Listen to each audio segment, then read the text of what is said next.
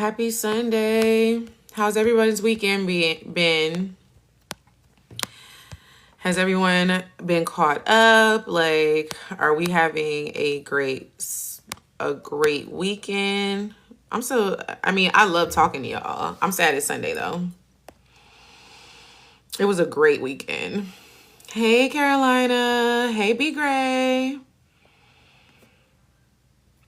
Hey, Karen.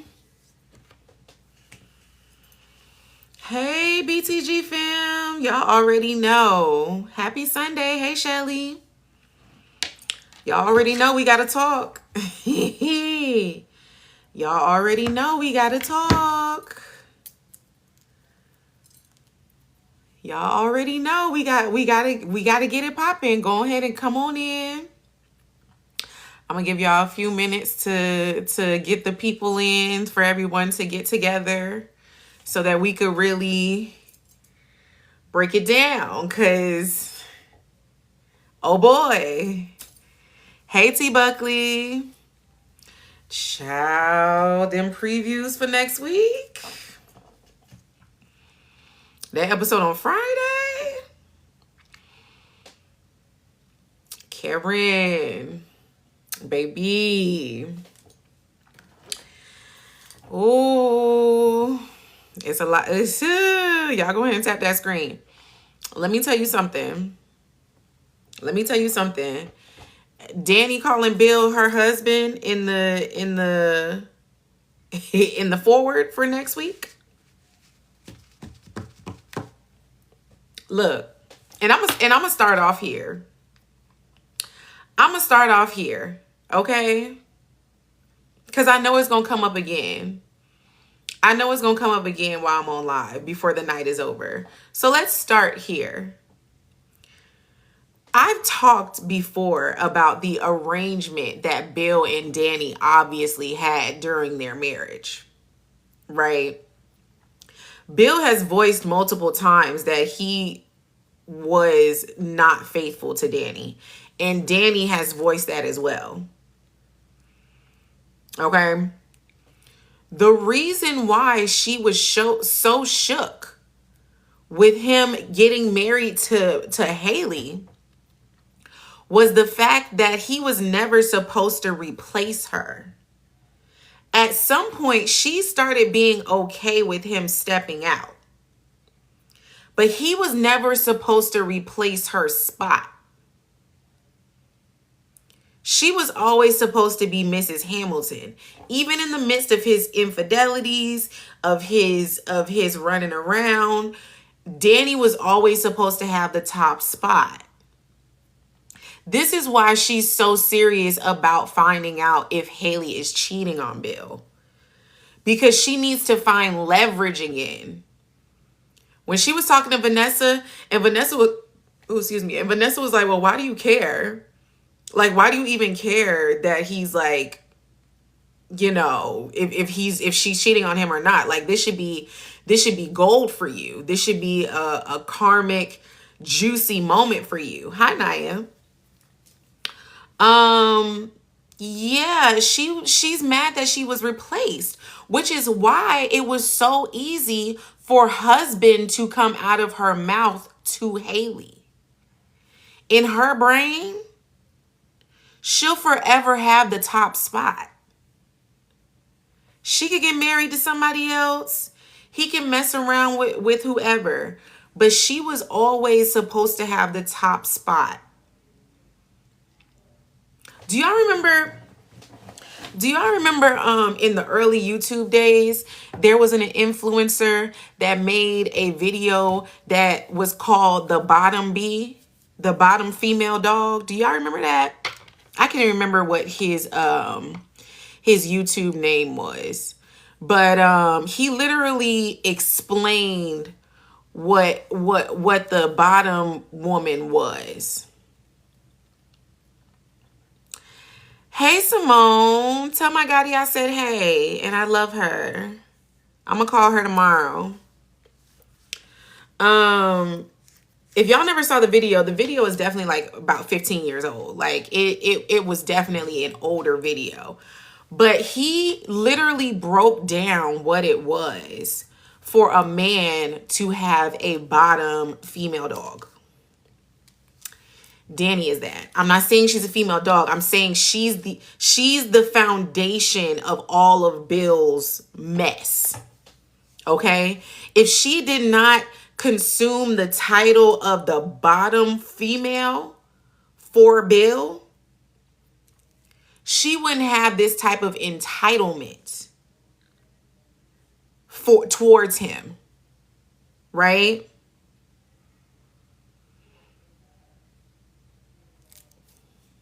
All I'm saying is she never let go of her position. Okay? I don't think she even thought that her and Andre was really going to last this long, cuz she didn't think that Bill and Haley were going to last this long. So and Bill has been thank you, Shelly. Bill has been treating her like the main because that is the position she's always had. This is why Haley shakes Danny up so much. Because she literally creates a divide between the situation that her and Bill had already solidified a while ago. Like Danny understood that Bill was almost never going to be faithful. But she was under the impression that she would always be Mrs. Hamilton. So by her making that outburst in the hospital saying, "Oh, I'm always going to be looking out for my husband," that wasn't a slip up. That wasn't her saying that mistakenly. That was her literally saying, Bill will always be my husband. I will always have the top spot in that man's life, period. So that I think we're finally seeing the cracks, right? We have been so centered on the fact that Bill is the cheater, but never the fact that Danny is the queen bee. Clock that, okay? They have had an arrangement for a long time. Haley messes up the arrangement. So it doesn't matter. It doesn't matter that Haley is in the picture. Danny will always have the top spot. Even Haley said it herself when she was talking to Bill and she said, "I married you because I love you." We all know that that's some BS. But she said, "I married you because I love you. I didn't know that we would be in a throuple." That's because Bill never intended for Danny to never be in the picture. Bill knows that Danny will always have the top spot, which is why he engages with her in the way that he does. Because he knows that she's not going anywhere. She's always going to be the first Mrs. Hamilton. Even after Haley, even if Bill marries somebody else, if they keep playing this cat and mouse game for the next 50, 60 years until the Lord calls us all home, she will always have the top spot. Absolutely, Drew. If Bill could have Danny and whoever he wanted, he would. He would. And he did for a while.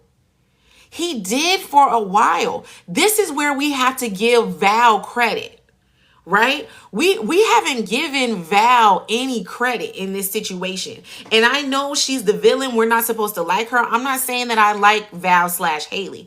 What I'm saying is Val's essence shows that she is strong enough to shake the foundation of something that Bill and Danny have had for decades. That's the change here. Bill falling in love with Haley is literally all of Val's doing. Val figuring out exactly what the need was for Bill. Hey, Adrian. You could watch it on Paramount Plus, or you could watch it on CBS. It comes on CBS the first time, 2 p.m. Eastern. And then it comes on a few more times on CBS. And then you can watch it on Paramount Plus after 5 p.m. Amazon Prime and Paramount Plus after 5 p.m. Eastern Standard. All of my times are Eastern Standard. Hey, Sunday Sopos. I don't know how to pronounce that. Of course, Adrian. You can also click on my YouTube in my bio to get some recaps. Yeah. So we gotta give Val credit, right? Like, Danny and Bill don't like how Val is shaking the arrangement. Exactly. Bill is not upset with the arrangement. He wants his cake and eat it too. When she said, I didn't know that I was going to be a throuple, Bill didn't hesitate. He didn't flinch by that statement, and he didn't negate it, because that's actually what it is. It'll always be a throuple to him, because Danny will always be in that spot. And she loves that too.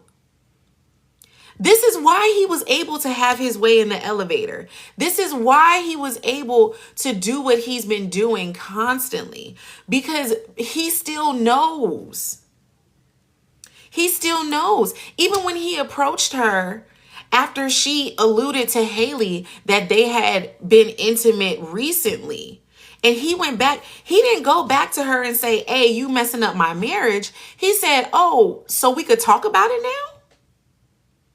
Because you told me that it was a secret.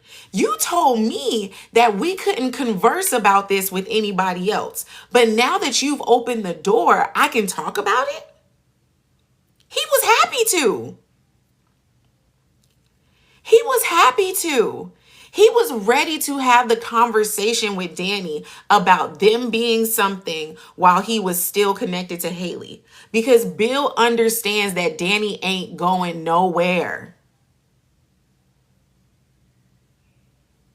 She ain't going nowhere.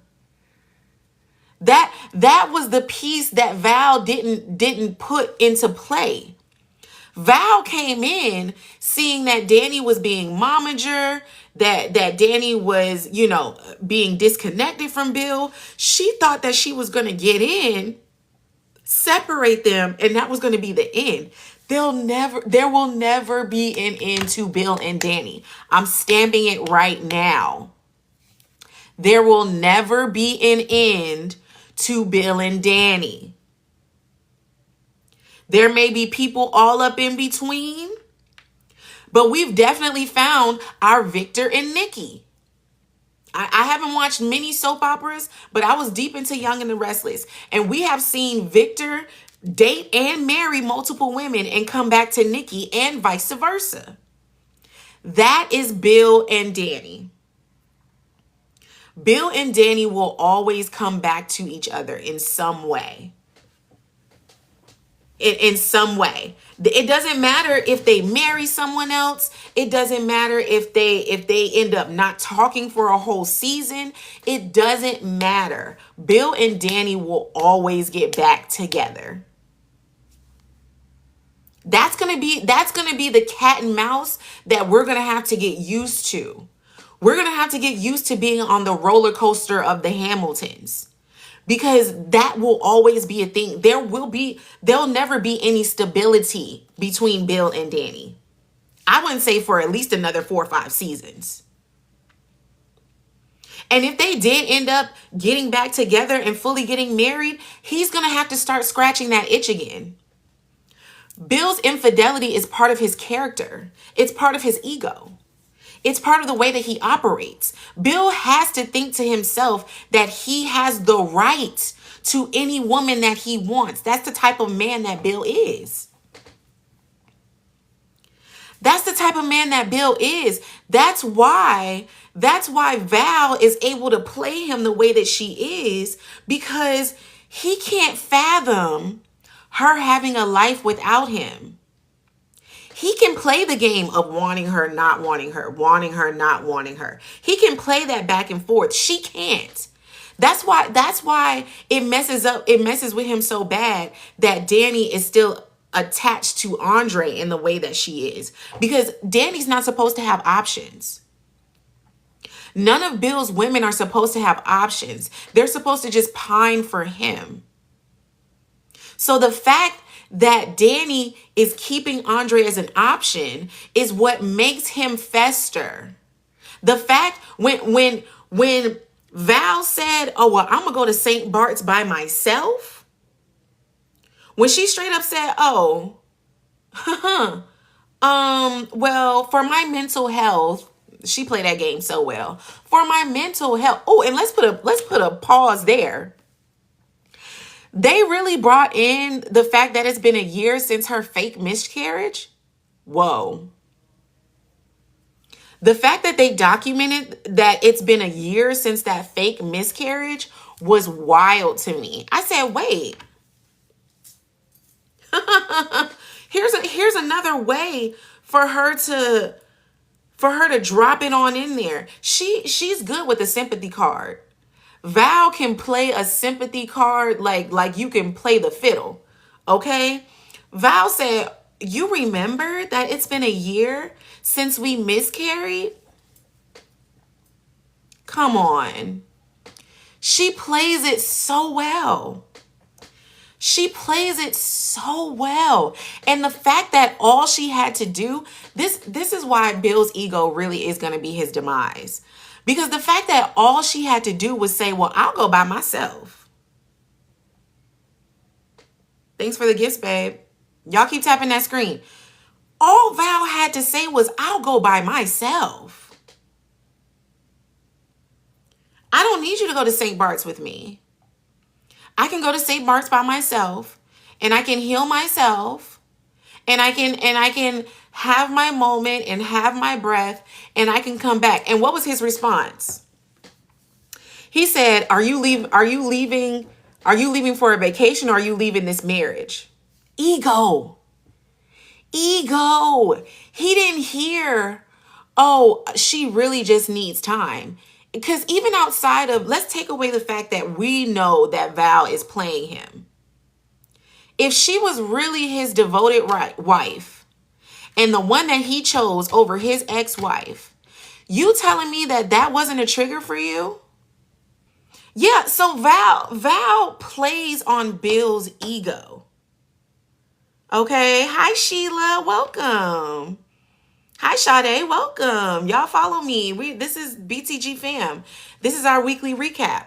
We're talking about how Val is playing Bill like a fiddle because she understands his ego. Danny has her own ego. We got to remember this. Right? Danny has her own ego. This is why her and Bill will always butt heads. Because Bill will never be the full Captain Save-em to Danny. Danny was a full superstar, a full supermodel before Bill met her. Bill met her at the apex of her career, right? So there's never been a damsel in distress moment for Bill and Danny. And that's where Haley came in. That's why it irks Danny so much when Haley has one of her crying moments, one of her emotional moments, because she's never felt like she can be that with Bill. Yeah, I'm talking about how Haley is playing Bill. I'm calling her by her real name. I'm calling her Val, because Val is taking over. Okay, Haley is fully impatient and tired. Val has taken the front seat. We're about to see who Val really is, right? We saw the conversation between her and Randy. Right, I knew he wasn't gonna make the same guards. Goodness. But we saw the conversation between Val and Randy, Val and Sammy, Haley and Sammy. We saw that last conversation when she was getting cocky.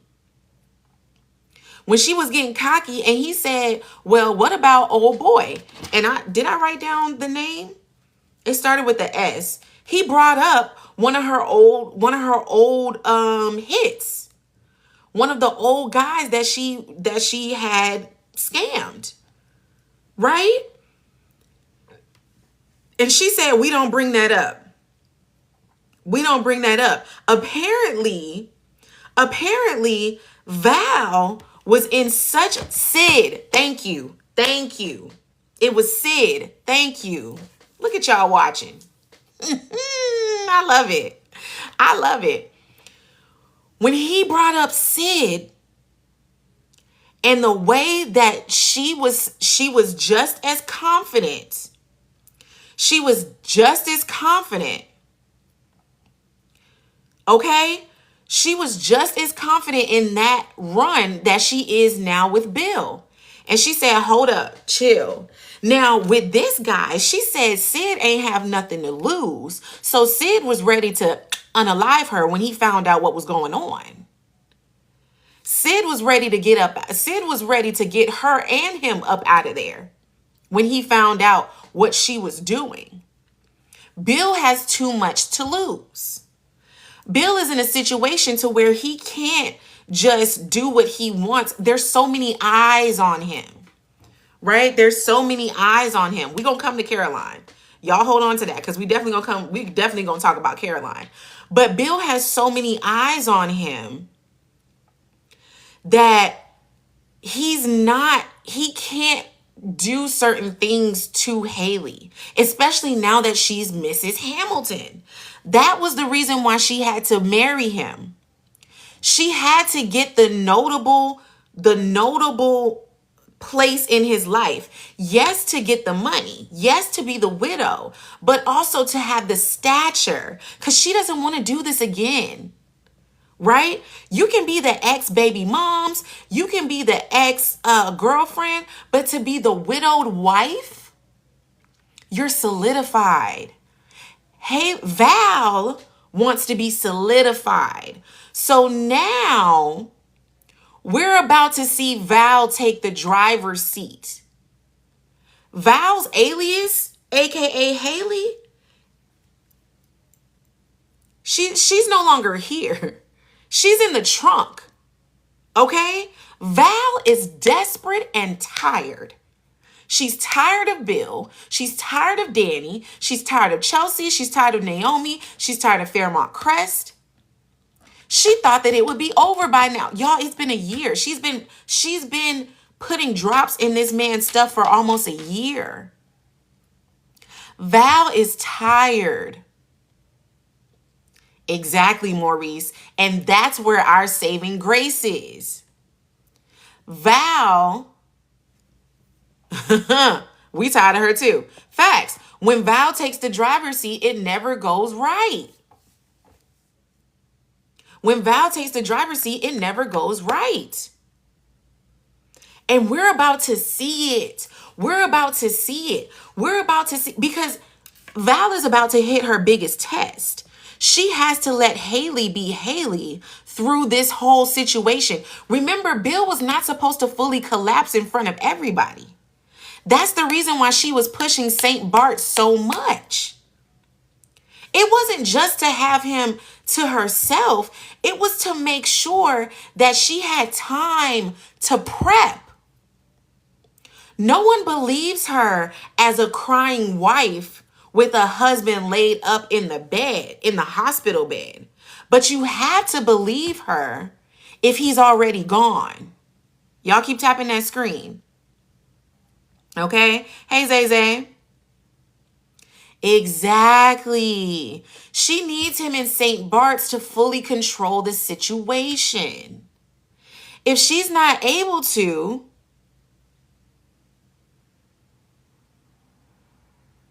Bill wasn't, yeah, exactly. If she's not able to fully control the situation, it's going to get out of hand. Val is going to take over. If they're smart enough, Val is Haley. Haley is her alias. I'm not calling her Haley no more because Val is here. Val broke Danny's glasses. Val is the one that's about to come out. Val is the one that's about to go toe to toe with Danny when she says, "This is my husband." Val is Haley. Look, y'all. Look, y'all. I don't know what the confusion is. Let's have a moment of clarity. Okay? Haley is an alias. My name is Vashti. Okay? If you ever see me walking around calling myself Chanel, that's an alias. That's another person that I put on. Val put on Haley to get Bill. Okay? Val is the name that she was given when she was born. Well, at least that's as far as we know. Val could be an alias too. Val could be an alias too. Right, Herlisa. Exactly. I'm Vashti. If I ever say that I'm Chanel, it's because I don't want you to know that I'm Vashti. It's some people in the world that know me as Chanel, and they probably will never see this live, and that's good because they don't need to know where I'm at. That's the point. When you shimmying in the club and somebody in front of you says, "Oh, hey, how you doing, little mama? How your day going?" and you don't want to tell him your name, you snatch one out the air. Right? Haley is snatched out the air for Bill.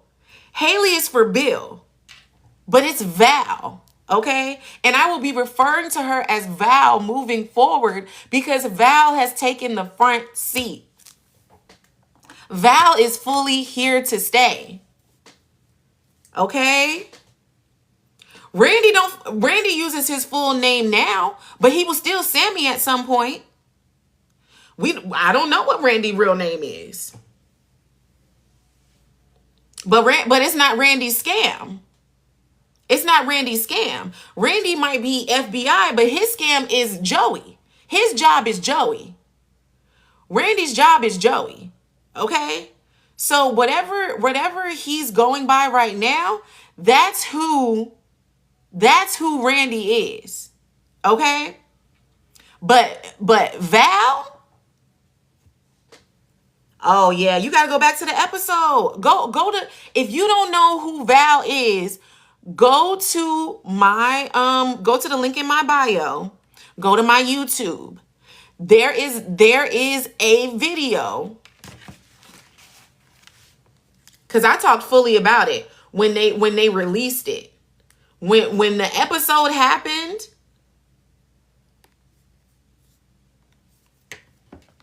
Doug has known him as Randy since they were kids. Facts. Oh, Maurice.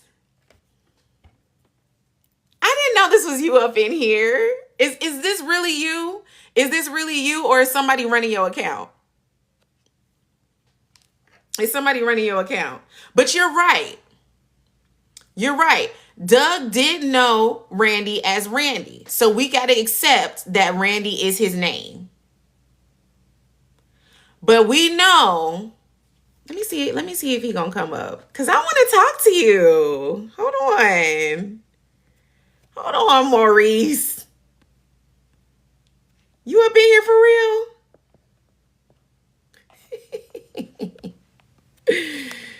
I love it. I love it. Don't be laughing at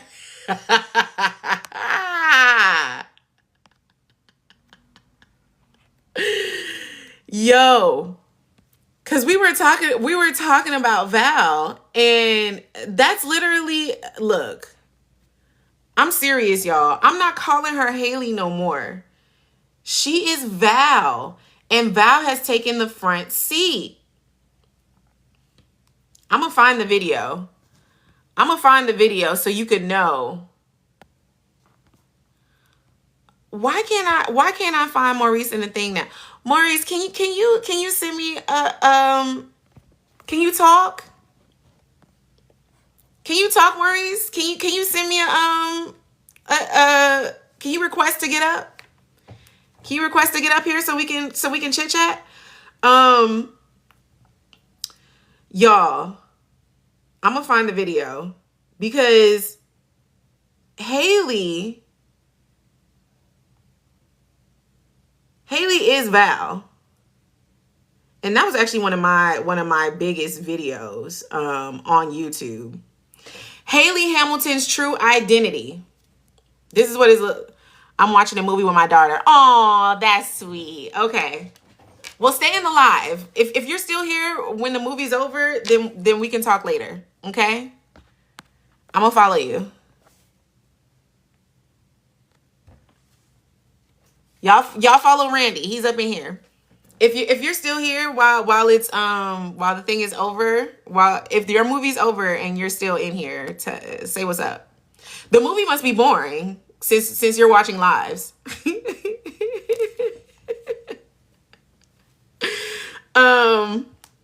You'll answer questions? Okay, cool. Cool. So y'all, if you're confused about how Haley is Val, go to my video. Go to my YouTube and go to my video. The one that says Haley Hamilton's true identity. Right there. Haley Hamilton's true identity. Go to that video. You like my nails? Thank you, boo. Go to my video on my YouTube that says Haley Hamilton's true identity. It's going to tell you everything about the episode where we learned who Val is. Okay? And I'm going to leave it there. Hey, Nash boo. Hey, baby boo. Thank you, Herlissa. So we already know that Haley is Val. Val is Haley, right? Maurice, answer this question for me. Because there's speculation that Randy is more than what we think. Could Randy possibly be having his own operation towards Joey? Does Randy have his own agenda when it comes to Joey? Is it possible? I know you can't give us no spoilers, but is it possible? Or even give us an opinion. Give us your opinion. What do you think? Do you think Randy could have his own agenda against Joey? So, hey, yes, it's the BTG fam. We're here. Maurice. Tammy shooting her shot in the chat, y'all. Shoot your shot, girl. Hey, that's what social media is for. Shoot your shot. The real, was it tied to the Impalers? Ooh. Tammy said, nah, she married. Okay, but I stand behind Tammy. Mr. Maurice. You are quite, quite scrumptious. Okay, so, yeah, the whole speculation between Randy and Haley, I don't want to call her Haley, them saying that they're having an affair is hilarious. And the way that Danny is taking that is also showing how desperate she is to find a way to break up Haley and Bill. Danny is in desperation. Okay? She's in full desperation at this point. And she could care less what Andre's going through. Which is pretty sad. Because I'm scared for Andre now. And let's pivot. Before we pivot there, I know, Kaya. Before we pivot there, I know a lot of y'all were talking about Caroline's reaction to Bill. Caroline is absolutely in love with Bill. I wouldn't even put it... I'm looking right in the camera. I wouldn't be surprised if Bill and Caroline have been intimate before. This is a soap opera, people. This is a soap opera, people. And Bill is definitely a man to test loyalty,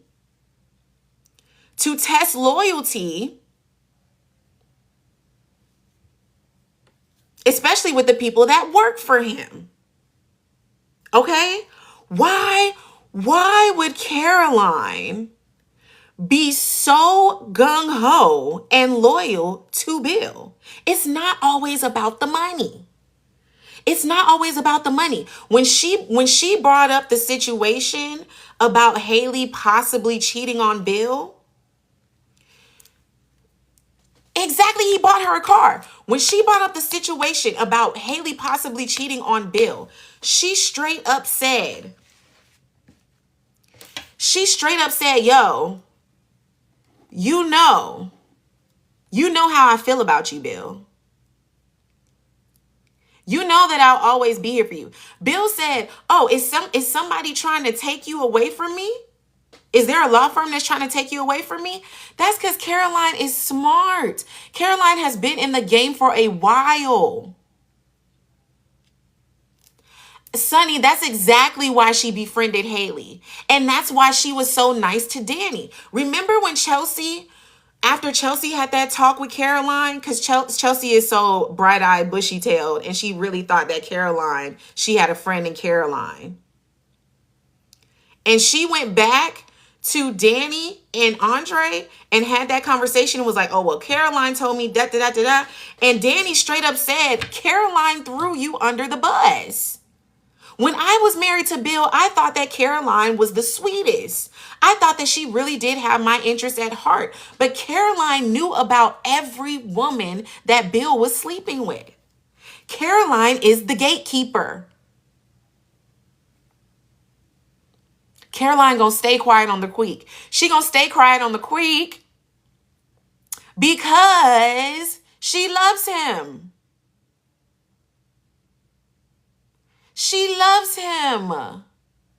When he collapsed, her job didn't flash before her eyes.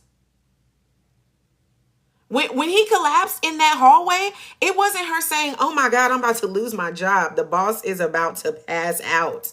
The boss is about to go. It was not about her job. It was about her man. Bill is her man. You saw when she brought up Haley possibly cheating on Bill, Bill straight up said, we're not discussing my marriage anymore. Who says that to just a coworker? Who says that to just a coworker?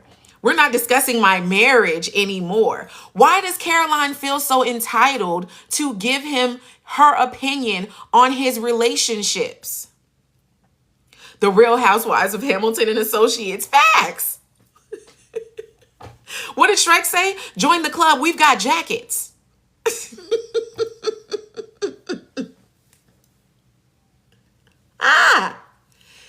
Caroline was his first. That's why she knew everything and everyone else. Hey, I would fully believe that, Nash. You telling me? Okay, Bill was already a lawyer on the rise when he met Danny, right? Danny bought the building. Danny bought the building for the company, for the law firm. Who says that he didn't already have Caroline? Did you ever think of that?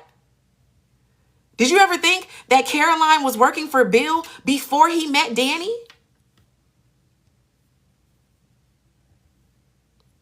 Caroline has been in the picture. Caroline is the gatekeeper. Okay?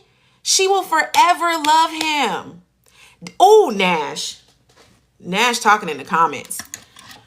Danny is the bankroll. Danny is the bank. And that's why Danny will always have the top spot, because Danny will always have the money.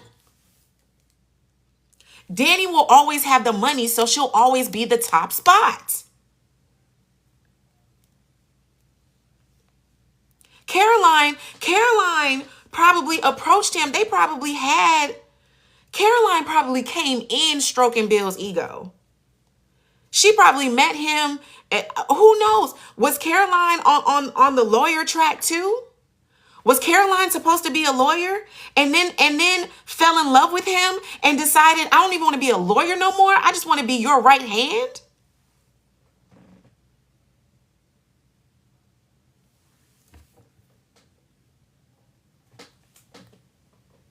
Oh, Nash. They probably, that's what I'm saying, Amir. They probably were in law school together. Who knows how long Caroline has been playing Bill's fiddle? Okay? And she admires Bill so much that she's okay with being his gatekeeper. She finds comfort in the fact that she's the only one that knows all of Bill's secrets. She knows everything about Bill. She knows where all of the paperwork is. She knows where all of the skeletons are buried. She knows where all of the money is. She knows everything. It probably was her idea for Bill to marry Danny.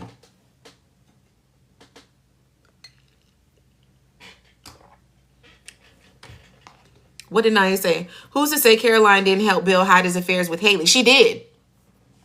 She did, Naya. She did. Danny, when her and Danny had the standoff, she straight up said, you knew. You knew. Haley came in and worked with Caroline. Caroline is who trained Haley.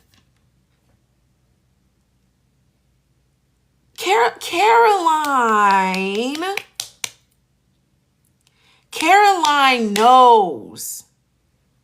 Caroline knows all. So when Bill collapsed in front of her, she saw her life flash. Oh, yeah, because Caroline thinks that she's in game. I will say that. Caroline is so confident in the fact that she knows everything about Bill. Okay? Caroline is so confident. Caroline is so confident in the fact that she knows everything about Bill that even in her brain, she probably thinks that she is in game. She's saying, if you and Haley don't work out, it's my turn. I am Mrs. Hamilton.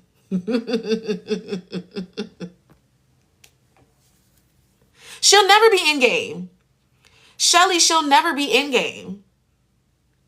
This is why Caroline is so precious to Bill. This is why she gets the car. This is why she gets to say certain things. Because he knows. He knows that she has the key. If anybody ever wants to lock Bill up, befriend Caroline. If anybody wants to get Bill knocked down at the ankles, get Caroline. That's what I started off with, Amir. Danny is always going to be Mrs. Hamilton.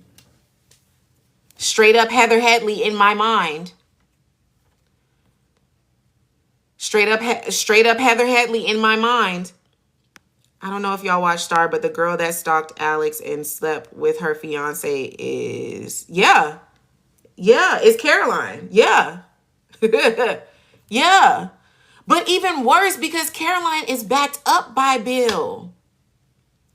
Bill will forever support Caroline because she's got the key to his closet.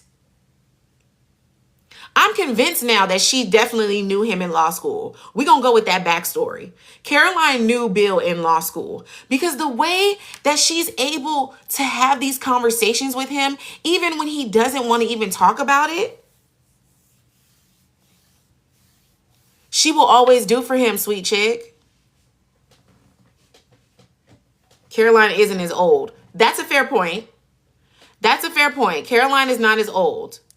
I will put Caroline with like a little older than the girls. I would say she's a bit older than Naomi, but not old enough to be in law school with Bill. Fine. But let's say when Bill was being a TA, when Bill was out of law school and he was coming back into the classrooms and he was being around, that's where she first developed that admiration. Like I said, Caroline has always come in with Bill's ego in her hand. You're so smart, Bill. Oh, Mr. Hamilton. Yeah, she's definitely in her mid. She's early than she's definitely older than the girls. She's older than Chelsea and Naomi. Absolutely. Maybe not as much, but she's older than Naomi. So I definitely put her in her mid-30s. You're right, Dee Dee. Danny is the only Mrs. Hamilton, for sure. Okay? So yes, Caroline, that's why Caroline reacted that way. Cause yeah.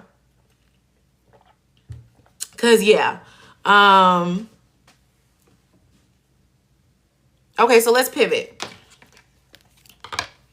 Because we've talked about Caroline. That's pretty much all I gotta say about Caroline. She definitely fully loves him. She fully loves him. Let's pivot. Let's go to Heather. Cause we've been playing around with Heather being Andre's stalker. And now I'm kind of with it more than ever. We'll get into Nicole. I wanna go into this Andre storyline because we've been giving them so much, right? We've been giving this storyline so much thought. We've been giving this storyline so much thought. And now I'm starting to believe now more than ever that Heather is Andre's stalker. Because I know, Nash, it's a cop-out. But why would she want a picture with Danny? Why would she want a picture with Danny? She knows who Danny is. She knows who Danny is. She knows her background. Okay? Andre is already spooked just by the champagne. And from that, we knew that whoever sent the champagne probably owned the company, right? Because everybody kept talking about the champagne. Oh, this champagne is so good. It's obviously a great brand. When Ted was talking to him about taking Shanice to New York, he asked him what he thought the champagne option should be when they had that dinner. We've been hearing champagne. So definitely, whoever sent the champagne probably owns the company. It got to be somebody with the money, right?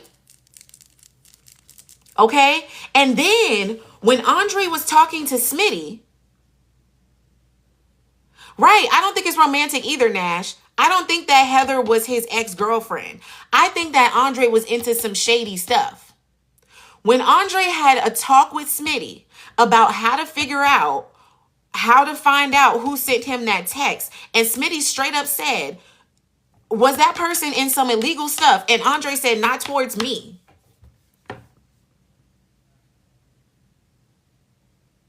Not towards me. What was Andre up to? What was Andre up to? And the thing is, he was definitely dealing. Money went missing and Heather took out his family. Well, his parents were already supposed to be gone by the time he's doing all this frolicking, right? By the time Andre's doing all of this frolicking in Europe, this is to get over the grief of his parents being gone, so to speak. Right? So I definitely think it's a money thing. Okay? Thank you, K-Boo. I definitely think it's a money thing. Hi, sister. You know, I think I think they got into a high rollers club. I love you too, baby. I miss you. I miss the hideaway. I miss the villa for real. I definitely think that Heather and Andre, first of all, I don't think that Andre knows Heather by Heather. Thank you, love. I don't think that Andre knows Heather by Heather. Okay? I think that Andre, what story? Eunice. The story aired on CBS on Friday. We're recapping what happened in the show, and I'm giving my opinion. Once again, y'all don't. I see it's 100. Let me give a disclaimer. Let me give a disclaimer, because apparently it's 100 new people up in here, and I'm gonna need for y'all to learn who I am. Hello, my name is Vashti Denise. I love film and cinema. I love television. I love movies. I am an actress myself, and I have also worked in production plenty of times on a lot of different production sets and with many different production companies. I have been watching Beyond the Gates since day one. I was captured in the first week of Beyond the Gates and have been doing reviews of Beyond the Gates since the show started.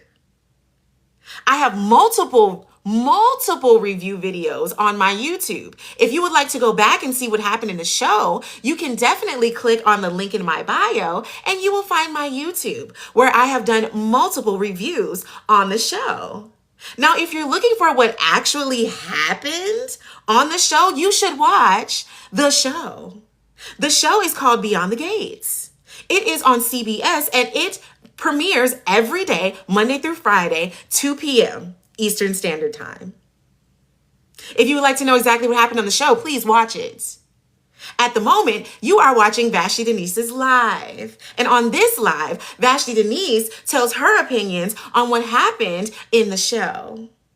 If you would like to continue to converse with Vashti Denise, please stay. Take a seat. Tap the screen, share the live. Follow me. Let's have a great conversation about the show.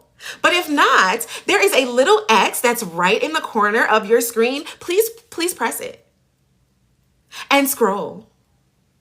Because Vashti Denise will be saying what Vashti Denise would like to say on Vashti Denise's live. And moving on.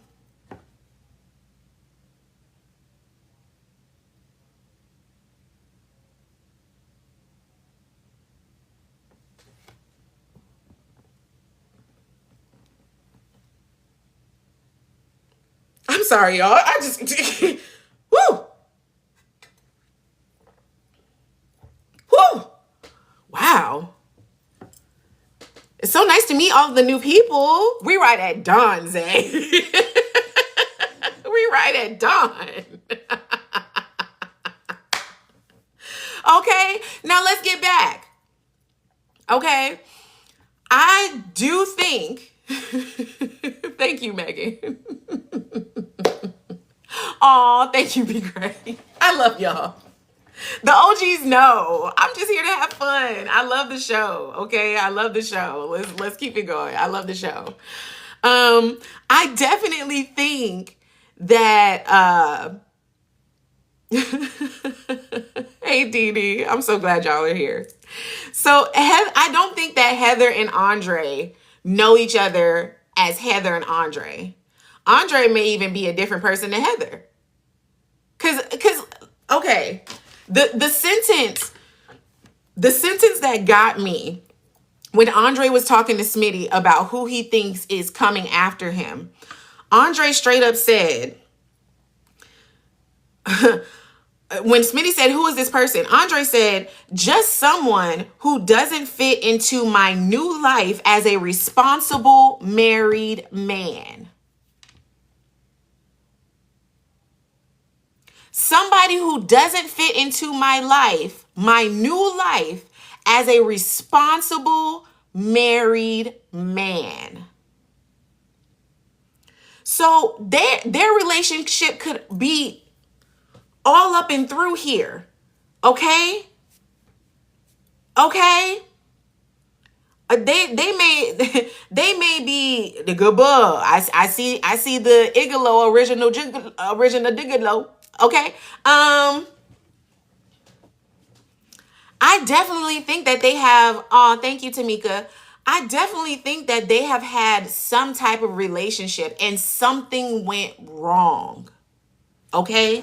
Something went wrong. And I would put money on the fact that it was about money. It was about money. Okay? I don't even, even if they did sleep together or whatever, every time somebody brings up the fact that it may be a romantic person, think when Andre had that conversation with Ted.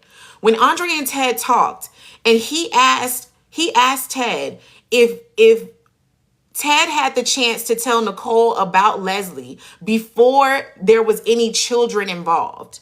Before Leslie got pregnant, before Nicole got pregnant. If Ted had the opportunity to tell Nicole about Leslie, would he have done it?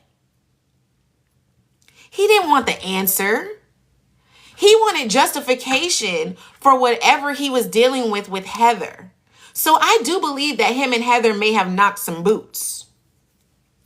But I don't think that's why she's finding him. I don't think that's why she's coming after him now.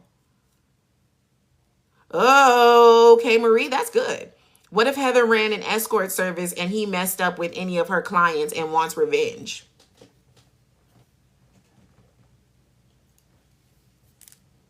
That I could see that. I could fully see that. I could fully see that. That's good, K. Marie. I would definitely think so. That could be it. Because Andre has been very vocal about the fact that he thought that he would never love someone. Was Heart Attach originally? I was just about to, Nash, me and you be here. Me and you be here. Was Heather the one that even came up with Heart Attach? Did Heather start Heart Attach a long time ago? And then when her and Joey decided they weren't going to work together, she said, oh, well, you could keep the company because I'm going. And she started her own branch in London. And Andre didn't need the money, but he needed the fast pace. He needed the lifestyle, right? He was trying to drown his sorrows. He fully thought that he would never fall in love with anyone because he never wanted to love and lose the way that he lost his parents. So I think it's Heather now. That's why she feels some type of way about Vanessa. It's like she was replaced. Facts. Because it has to be something else than Vanessa being with Joey. The way that she has animosity towards Vanessa can't just be, oh, I don't like the girl that my brother is dating. Because they don't even have that type of relationship. Her and Joey are not close, okay? There's no way that she could roll up in Joey's house the way that Danny rolls up in Nicole's. No way. No way. But you best believe the way that Heather is trying to get close to Danny is the blaring red flag being the fact that that's who Andre is afraid of. If anything, Andre was frolicking in Europe, found out who Heather really was, got scared and dipped. He was working with her. Here we go. He may have been building a company with her. Maybe that champagne company was supposed to be both of theirs. Maybe they were supposed to be business partners. And when he found out her background, when he found out who she really was, he said, I gotta go. I don't want to be a part of this. Cause Andre is a Richardson, and we know how fickle Richardsons are.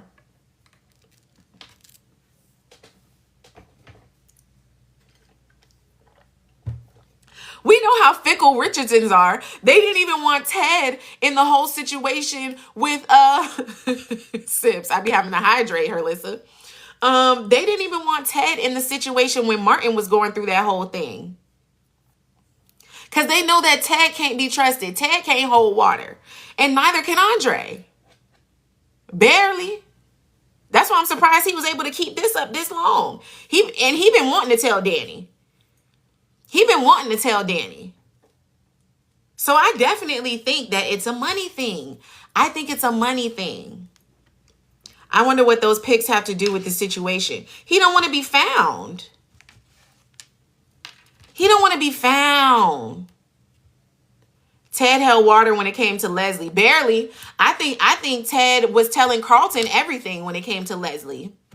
I think Carlton knew about Leslie from day one. And how much water did he hold? Because he also took Martin. Martin knew about Leslie to a certain extent. And Bill, for sure. For sure, Bill knew. If anything, that brought Bill and Ted closer. Because Bill had been cheating constantly. So for Ted to finally become a cheating partner, I'm pretty sure Bill reveled in that conversation. I'm pretty sure.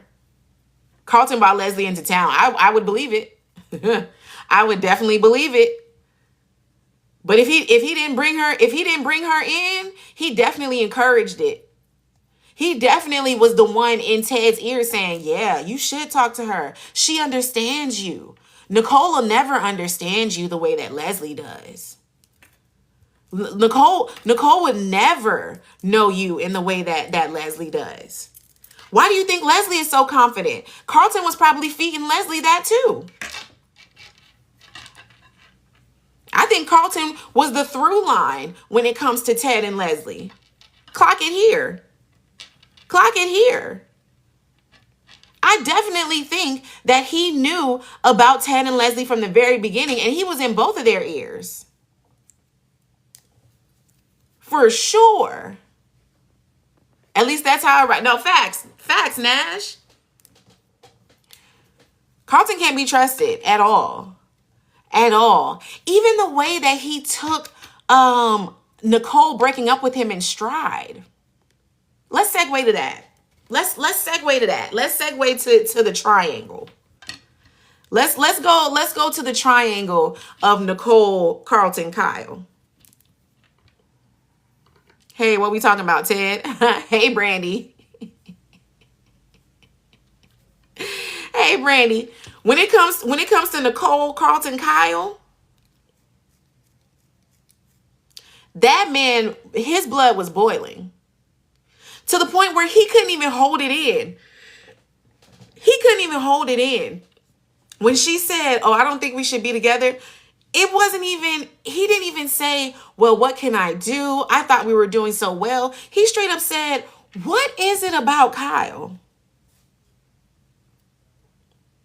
Why would you choose Kyle over me?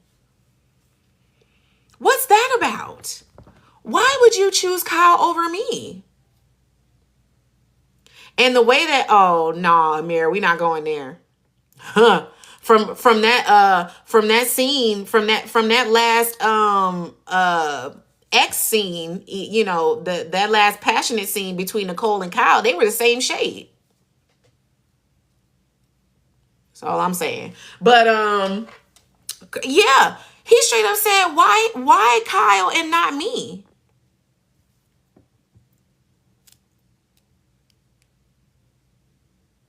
And I honestly think that Nicole was as honest as she could be, because she really does see Kyle as a fresh new start for her. There's no way that her and Carlton could ever have a fresh start.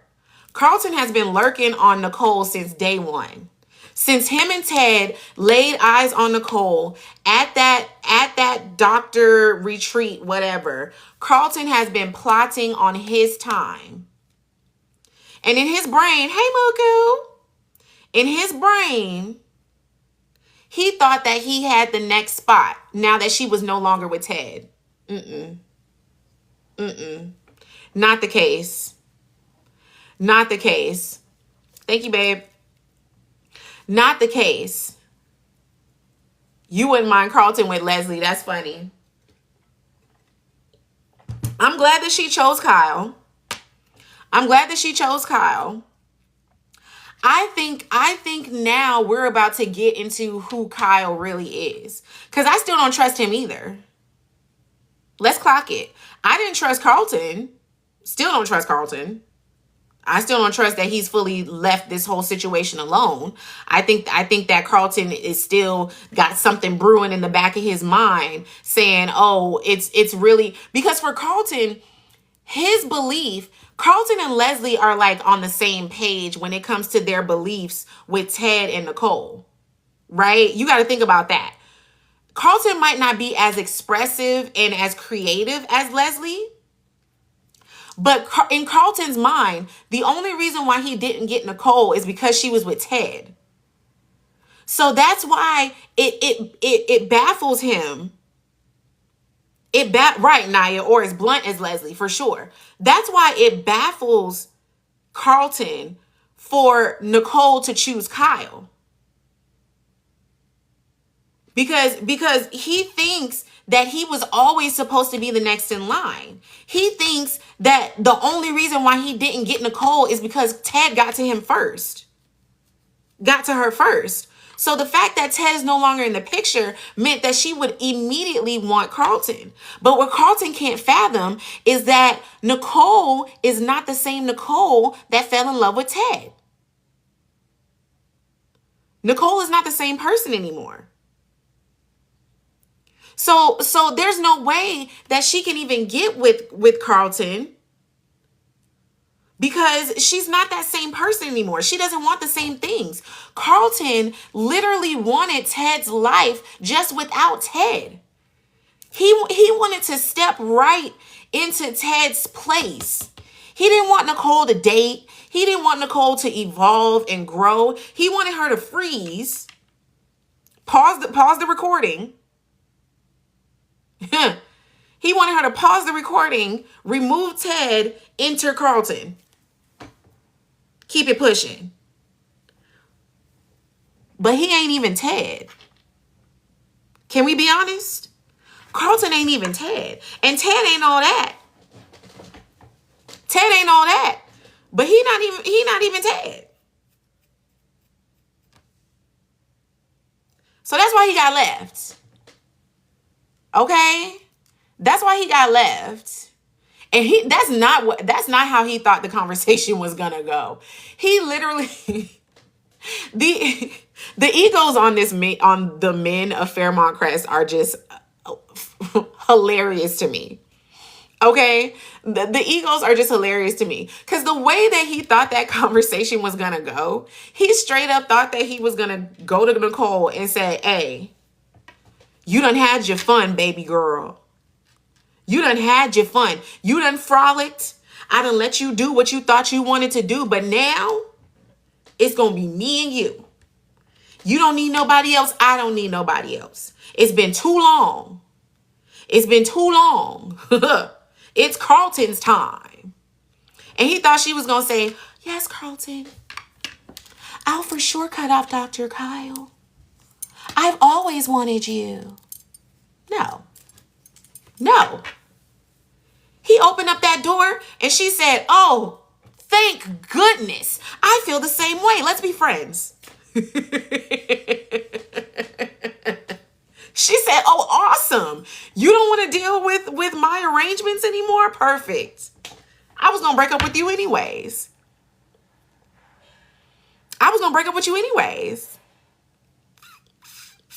Ooh, he wasn't ready for that. He didn't think that's how the conversation was going to go. He did not think that's how the conversation was going to go. Oh, no, okay, Marie. Nicole ain't having no more kids. Danny might get knocked up. Nicole ain't. I'm clocking that right now. Nicole ain't having no more kids. At all. Okay? So Carlton is going to go back and reconfigure.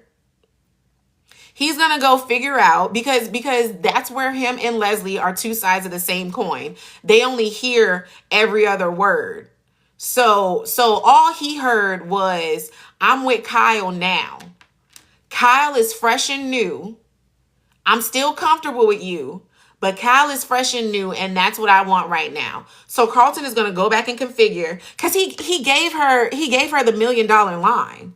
"We'll always be friends. I'll always be Team Nicole. I'll always be in your corner. I'll always be on your side." Come on, man. He ain't giving up. He ain't giving up. Okay? He ain't giving up.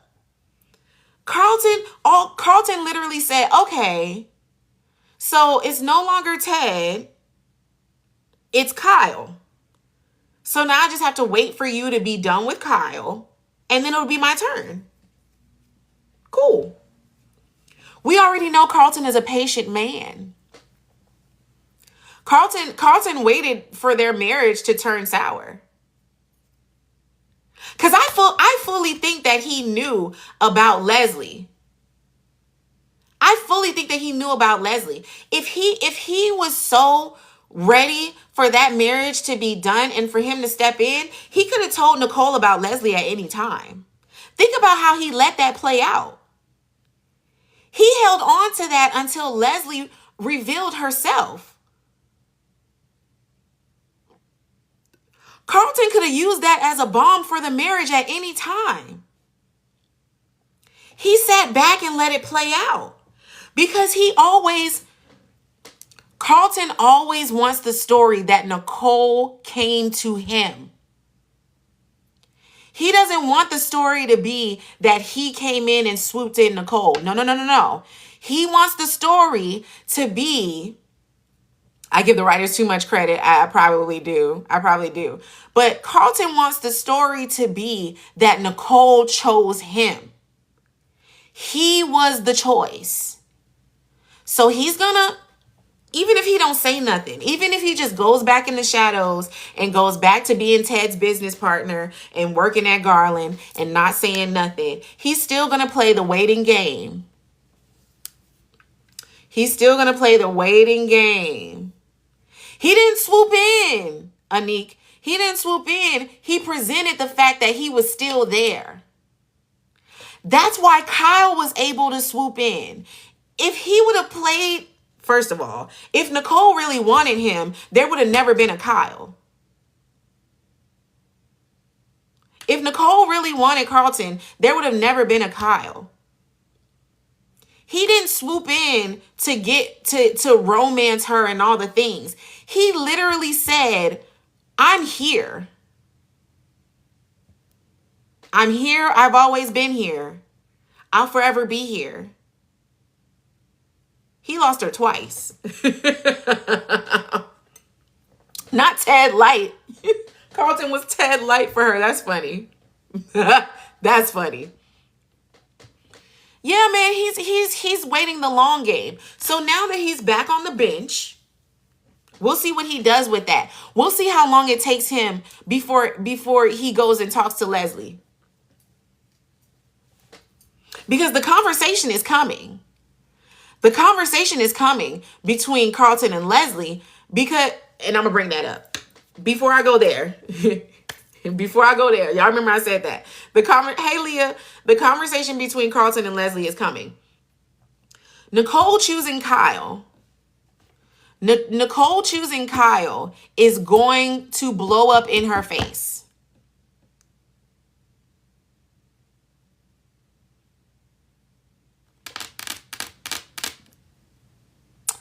It's going to become a problem because Nicole went from choosing Kyle to now they're exclusive within one conversation. When Nicole talked to Carlton, she said, I'm choosing Kyle because he's fresh and new. He's fresh and new, and it's fun. I can be something sexy and new with him. But if he wants to date someone else, and then I want to date someone else, that's what we're going to do. The moment she talked to Kyle, they're exclusive. She didn't say, play your cards right, because now the second spot is open. I moved you to number 1, but I'm still recruiting for Team Nicole. She didn't say that. She didn't say that. She straight up said, we're exclusive. It's me and you now. I've been waiting. Think I want to make a move. Yeah. Yeah.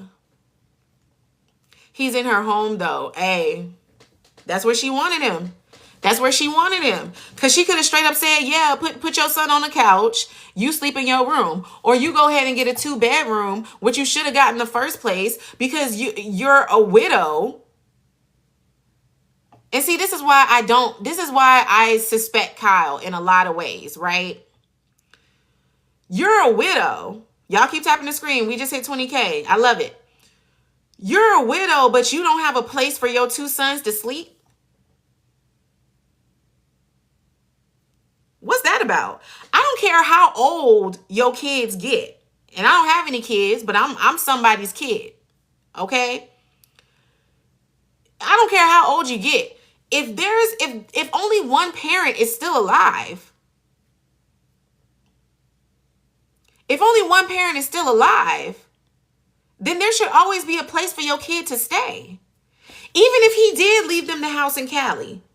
You live in DC now. You live in DC now. You could have got you a 2-bedroom. You could have got you a 2-bedroom. When you decided to get a condo, you should have said, oh, let me get a 2-bedroom because I never know when one of my sons or both of them are going to stay with me. You're fairy guy. Okay. So your sister said no rooms for her adult children. Then it don't have to be their room. But there should be a place for them to land. That's all I'm saying. That's all I'm saying. Especially with him being the only living parent. He did plan to stay in Fairmont Crest when he got that condo. When he got that condo, he was planning on staying. And that's fine if the couch is theirs. But why you got to stay at Nicole's? If the couch is your son's, then you stay in your room.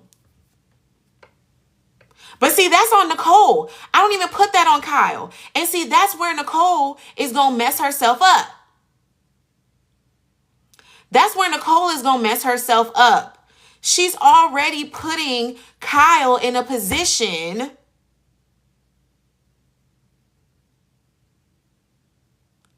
to take advantage. What the advantage is, we don't know yet. We don't know what the advantage is. I don't know what Kyle wants. The money? I don't know. When she said that my family is gonna come for you now, that we're exclusive and we're together, like they liked you, and yeah, we talked about that. It's me. We'll go back to that at the end. But when she was talking to Kyle and she said, yeah, my family, they were cool with you because they thought that you were just one of the options. They thought that you were just one of the options. But now that we're together and she done, look, Nicole is fully caught up. Okay? Nicole is she's in this. She's in this. And if anything, she's right where Kyle wants her to be. And I don't know what his MO is, but I don't trust him. I don't trust him. I don't trust Kyle. And Sonny, that might be it. Just the fact that he's a rolling stone, that he can't stay still. He gonna get all comfy and they gonna get all tight and warm. And then he gonna say, I gotta go. This was fun. This was fun. But I gotta go. This was never supposed to be forever. She thinks that she's so good at the game that now she done bagged Kyle when Kyle is still playing the game.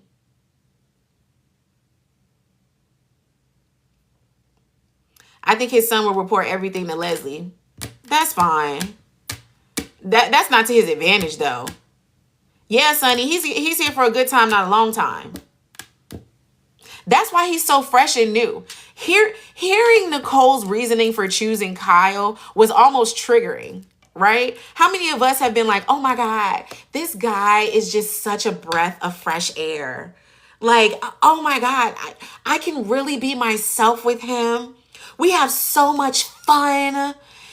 He brings out something new in me that I never thought was possible. Like, this is like, he's so great.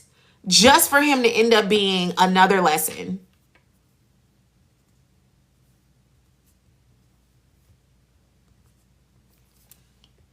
She's still in love with Ted. She's using Kyle because she cannot have Ted. Absolutely. Absolute. Right. Right, Gojo. At your age, it's not a good sign to be feeling some type of way like that. You should be feeling secure. You should be literally, Fairy, worst boyfriend ever. When I was saying stuff like that about a man, worst boyfriend ever. Red flag, red comforter, red duvet. Yo. She wanted Ted to wait for her. She did. She wanted Ted. Ooh, here we go again. Here we go again. She wanted Ted to choose her. Nicole wanted Ted to choose her.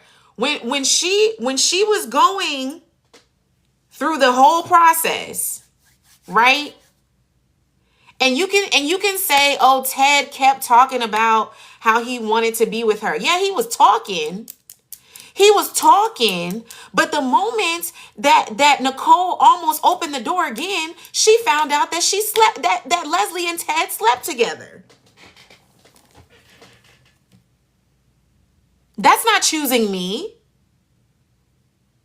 It kept coming out of Ted's mouth that he wanted Nicole, but the moment that he had a little too much Jack and Coke, it was Leslie in his room. Nicole wanted to be sure that Ted would never go back to that, and there was no clarity with that. Even to this day, we still feel like Ted could fall back in with Leslie. And so does Leslie, even outside of her Delulu. We see it. So you think Nicole don't see it? You think Nicole don't see it? There's no way that Nicole can get back with Ted with him still keeping Leslie at arm's length. I don't care, Renee. A drunk man don't tell no tales. That's usually when the biggest truth come out. And the truth is, even if he don't want Leslie as an emotional attachment, he still wanted her physically. And she got what she wanted. They're still too friendly to this day. They're still too friendly to this day. Even when he tries to put her in her place, there's still some sexual tension in that. Did you see how he told her to sit her butt down? When they were talking, let's talk about this. When Leslie and Ted were having that conversation, which was once again Leslie overstepping her boundaries, because it was up to Eva to tell her surgeon father that she was not happy with her scar. That's Eva's business. How Eva feels about Eva's body is Eva's business. And she went to Carlton specifically because she didn't want for her and Ted to even have that conversation. Eva does not want to talk to her father, who she just got cool with. Eva is not even that secure with Ted to where she can share insecurities like that with him. They're still not that close yet. So for Leslie to go to Ted and say that she's having the issues with her scar was once again selfish and opportunist in the way that Leslie moves. That conversation wasn't about Ted helping Eva. It was about Ted doing what Leslie wants. As long as Ted does what Leslie wants, then Leslie is feeling good.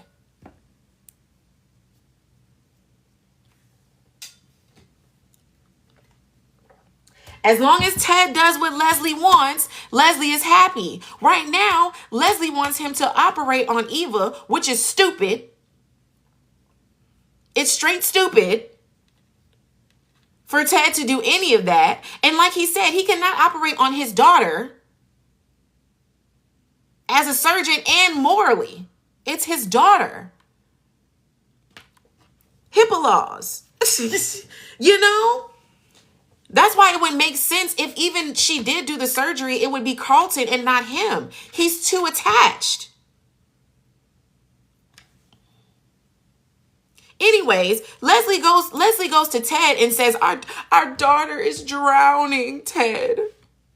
Our daughter is drowning. You have to save her. You have to save her. It's your duty to save our daughter. Yeah. And he did by saying that she needs therapy.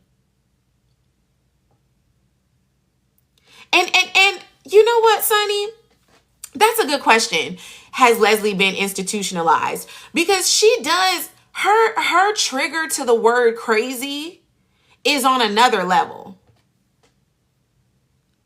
It really is on another level. Whenever someone calls her crazy, there's a whole nother switch.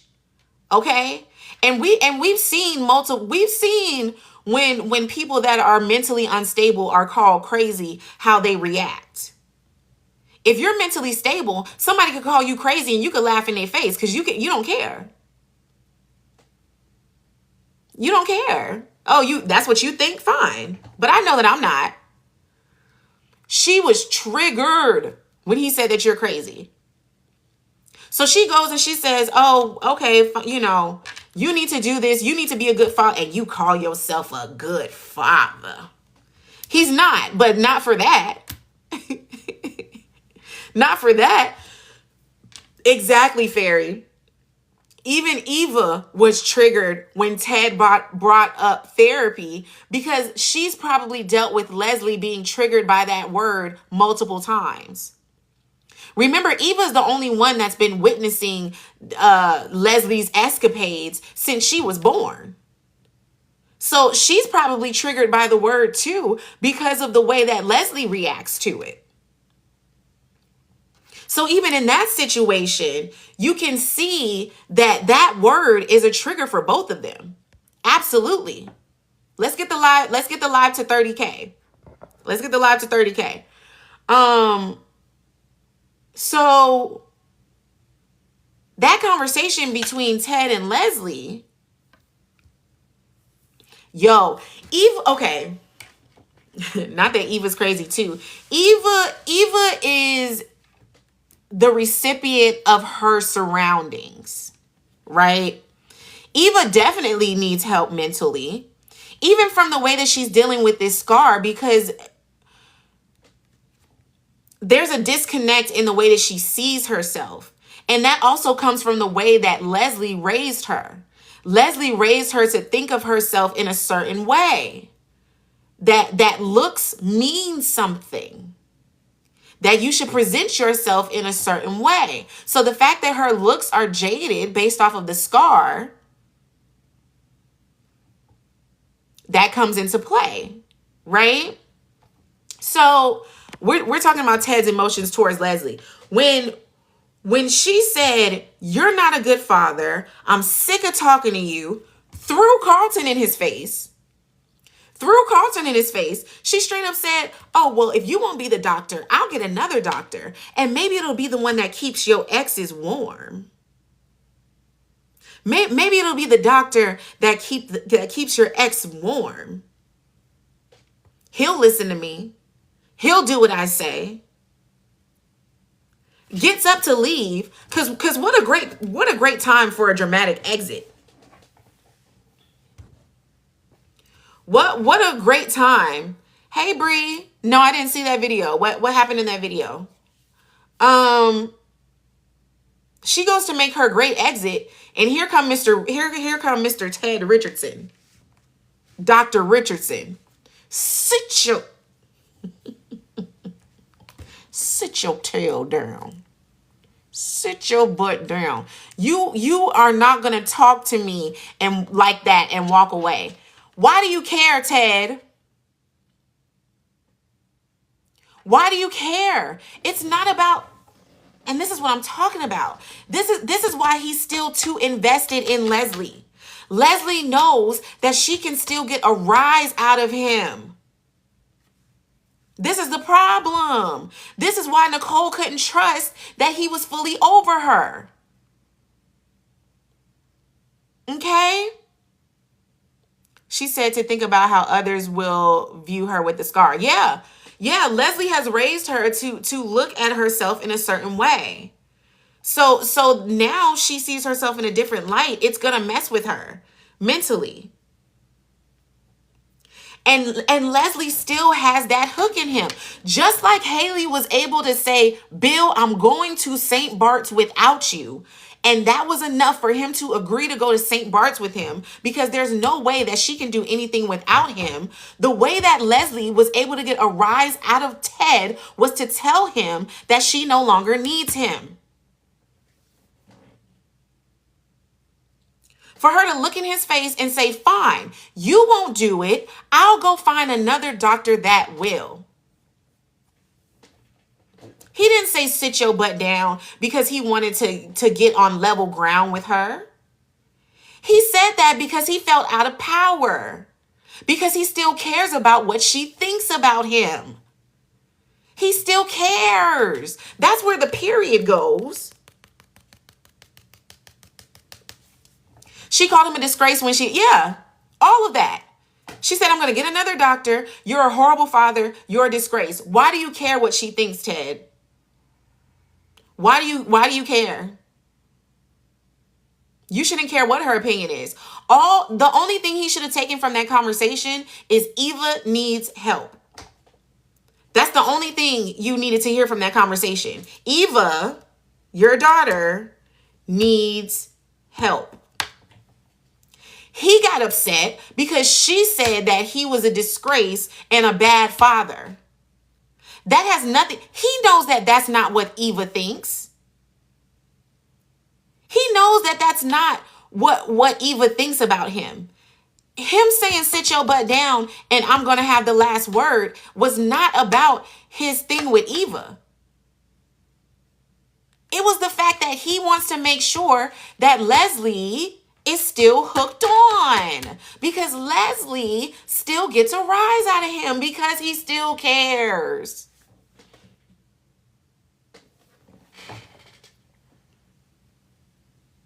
And this is why Nicole divorced him so quickly. Yes, it was a fast divorce. It was swift. I don't think Nicole took 2 seconds, but she knew. She knew. What about Nicole, though? Does he still love her too and Shanice? He doesn't love Shanice. He doesn't love Shanice. Ted hates losing. Ted hates losing. And he knew when he slipped up and said, I love you to Shanice in the first place, and she almost ran with it. You saw how spooked he was. You saw how spooked he was when she first thought that his I love you was real. Right? So when they had that last conversation and everybody's saying, oh, well, you need to just go ahead and do it. That divorce was fast. He knew that in order to keep Shanice, he had to say it. He had to solidify that. Shanice had already about left him once. The last time when Shanice found those underwear in the couch and automatically knew that it was Leslie's, because who else would it be? And they had that conversation.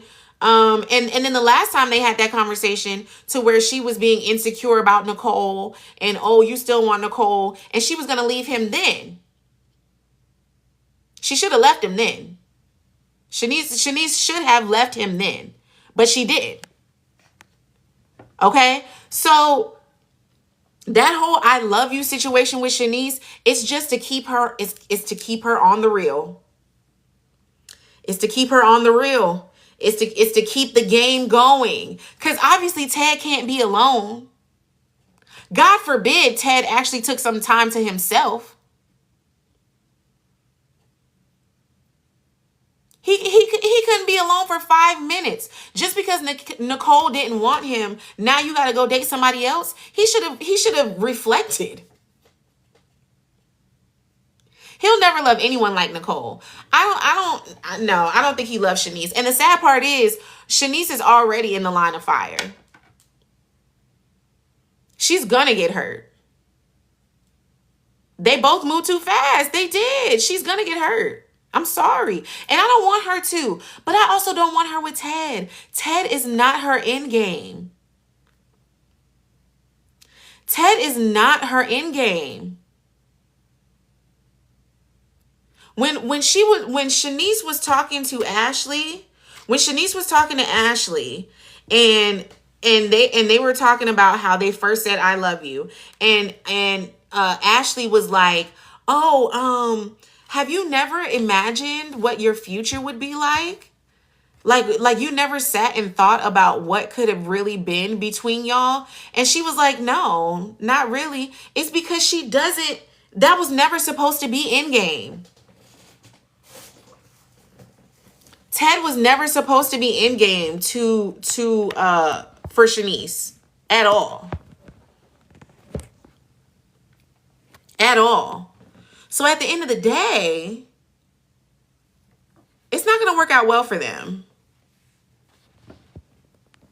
Don't say her name 3 times. She'll be back like Candyman. That's hilarious. Cause she hasn't been here this week. Have we even seen her this week?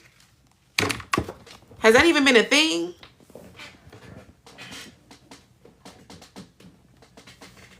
Hold on, y'all. Let me make sure this iPad is charging.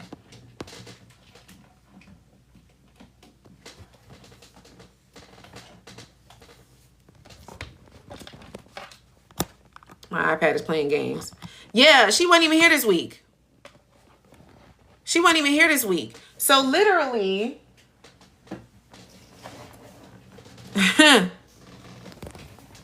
Okay, plug me in. I gotta get this together because technology is starting to play in my face. Yeah, so at the end of the day, Shanice, it's about to be a done deal for her.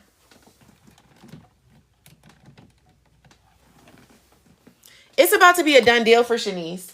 And unfortunately, you thought her and Ted were going on a trip. You really think they're gonna make it to New York?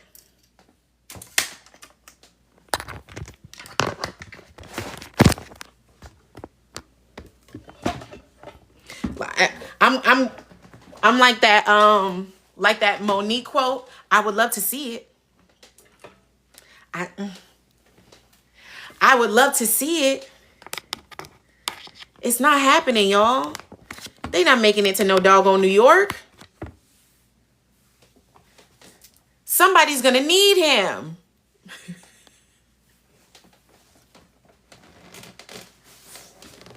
Somebody's gonna need him. Nicole is gonna need him. Leslie's gonna need him. Somebody's gonna need him. It won't be Kat, cause he's never he don't sacrifice nothing for Kat. But one of his women gonna need him, and he gonna have to postpone New York. It's not happening. It's not happening at all. So yeah. There we go. New York takes an hour on a flight. They're not going. They're not going. Yeah, so we'll see. We'll see. We're gonna see. I do think we're gonna see a conversation with Kyle. with Carlton and Leslie. We're going to see a conversation between Carlton and Leslie. Leslie is going to go to Carlton about Eva's situation, which would be redundant because Eva already did. Eva already did, but Leslie don't hear nothing. It goes in one ear, out the other. Okay? So there's going to be a conversation, and we got to watch that conversation closely. Because they may give us the clues that we're looking for when it comes to Carlton and Leslie's relationship. If there's any inkling of they've had a conversation before, it's gonna show up there. Okay? It's gonna show up there. So I'm looking forward to that conversation. What else is there to talk about? I'm gonna bring up my friends when we hit 40K. We're almost at 40K. Let's keep it pushing, y'all.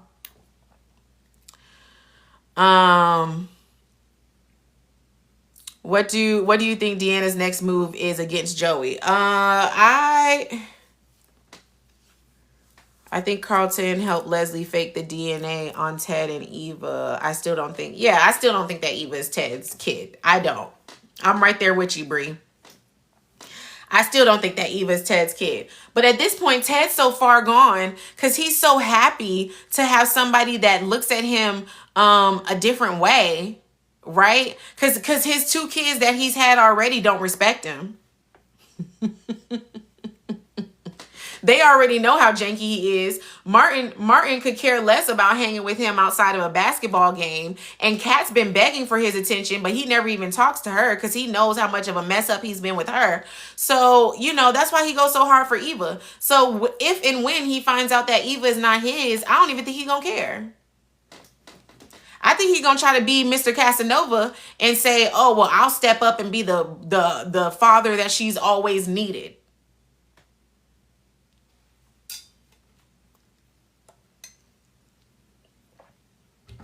Because that's how janky he is. He'd rather step up for a kid that's not his than to actually step up for his actual kid. Because yeah, Kat is his miracle rainbow baby, but where is he with her? How many times has he checked on her since that surgery?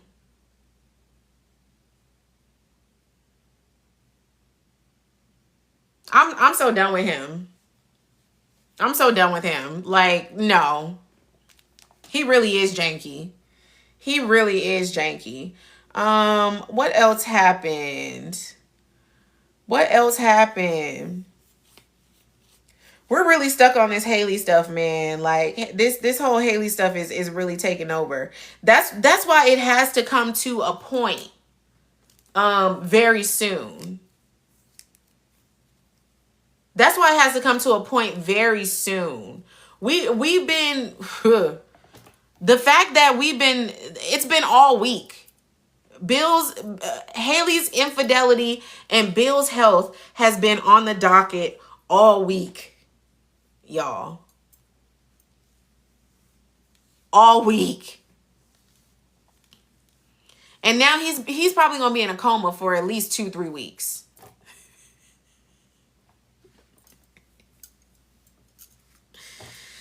Hey, facts, Karen. They hate when I bring that up. They hate when I bring up the liver. But yeah, like, no. Oh, I'm sorry, them twins. I don't watch baddies. I like mess. I don't like stupidity. Sorry. If we're having mess on a script, on a written show about two characters that are disagreeing, that's fine. Pitting women against each other for entertainment? Is this a wrestling show? Everybody's fighting, tearing off wigs and stuff. I'm sorry. Y'all gonna clip me. I'm gonna be canceled for that clip. I'm sorry. I'll just leave it there. I don't watch baddies. Sorry.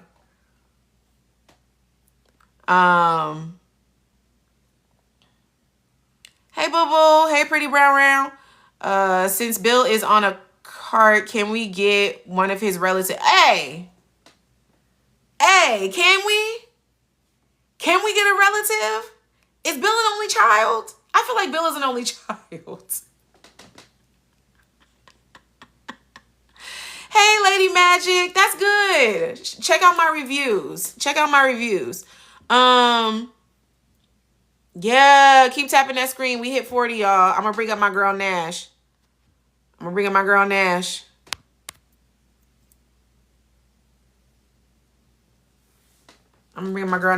Bill is he? I know his mother passed. Because when he had that conversation with Anita. Oh, you're kidding. I was like, what did I miss, Erlissa? Yeah, his mother passed with her own issues. And that's what he was telling Anita. At some point, she gave up on whatever she was dealing with. She gave up and she passed. And his father was never really around, which is why he clung to Vernon so hard and still does. But I don't know if his father is still around. And even if he is, I don't think that they would contact him even with him being on his last bed. You know? Yeah, I don't think he has family. The way that he clings on to the Duprees and his girls, like I don't think that he has family outside of them, you know? And we hit past 40K, so if someone else wants to come up and talk, we could do that. I think Nash is getting herself together. Cuz I accepted it, but she hasn't come in yet. So yeah, y'all go ahead and do that. No, that's real, Sonny. I would appreciate for there to be more branches in the family. Okay? You resurrecting Bill's daddy. I'm here for it. I would love to meet Daddy Hamilton. OG Daddy Hamilton. I think us meeting Bill's dad would give us a whole nother insight on Bill as a person. Cause he's probably the original cheater. The serious infidel, you know, like that would be good. That would definitely be good for sure. Yeah, where the girl's other granddaddy. Facts. And that's the thing. I definitely want to meet more of the family. Now, let's talk about spoilers. Let's talk about spoilers for next week. Cuz I'm not going to stay on too late. It's Sunday. I know we all got to get together. We got to get ourselves together for next week. Okay, so spoilers for Monday. They give me the spoilers for every day, right? And this is on soap_wire. Shout out to you on Instagram. Thank you for the spoilers. So Monday, Haley's travel gets derailed. We know because Bill has passed out. Caroline rushes to Bill's rescue. We know. Danny's slip of the tongue stuns her family. We talked about this. Danny will always be Mrs. Hamilton. Okay? No, Danny's not leaving the show. Do y'all see the...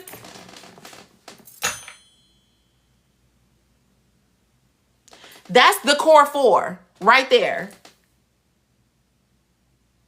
Y'all see core four, okay? Danny, Nicole, Vernon, Anita. They ain't going nowhere. You need it one more time? Let me get my sweater out the way.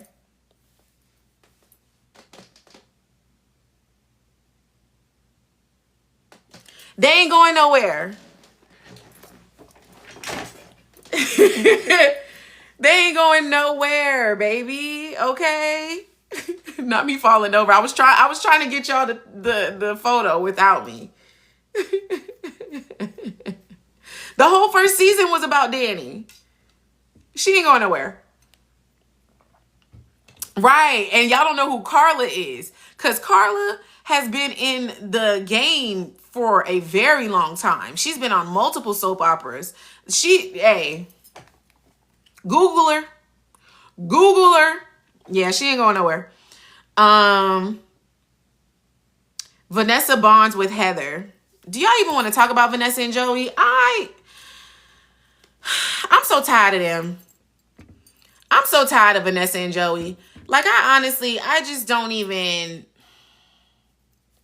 Sonny said no. I don't want to talk about them. Joey is spooked. Heather obviously has something on him. Joey, I've never seen Joey scared.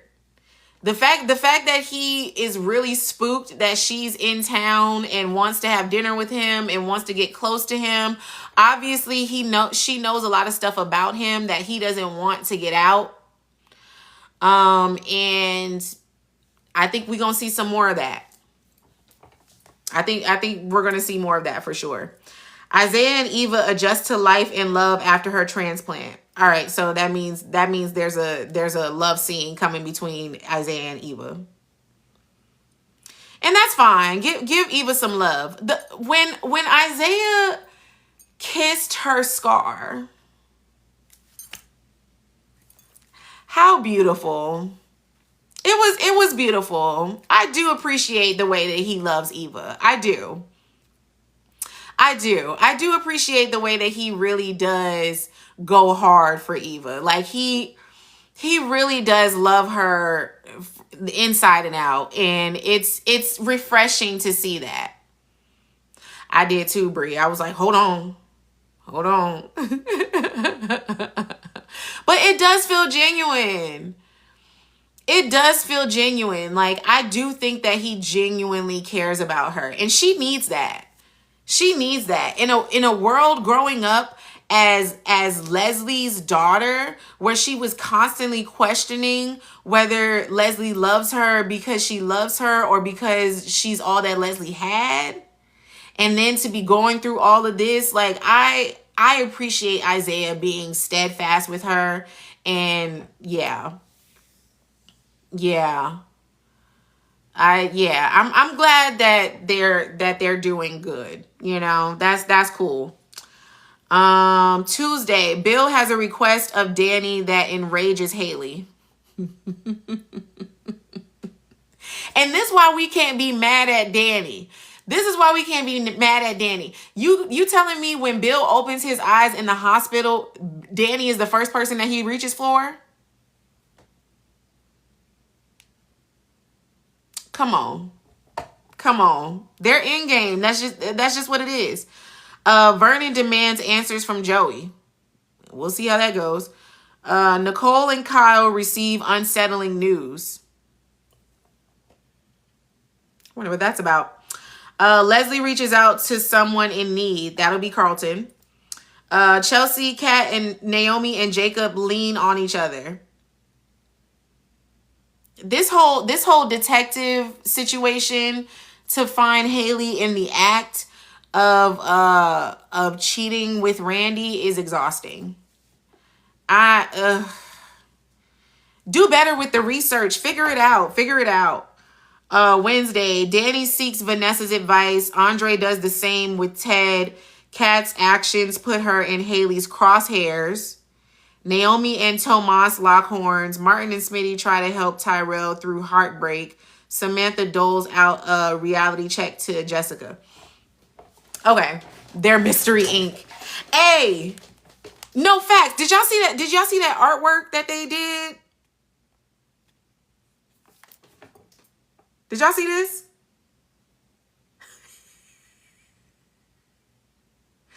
Yo, did y'all see? Why is this so good? This right here, that's pure comedy right there. Okay? That is pure comedy. I love it. I love it because they really are Mystery Inc. right now. And just how Mystery Inc. always started off far off from it. Yeah, they starting off in a weird way. But right, Naomi with the hair clip. Facts. They're so off. They're so off. And their problem will always be that they always underestimate people. They need to put in their mind why Haley wanted Bill in the first place. For them to go with this whole Haley actually loves Bill is stupid. Scooby is Jacob. Some people say Scooby was I'm not going to say that.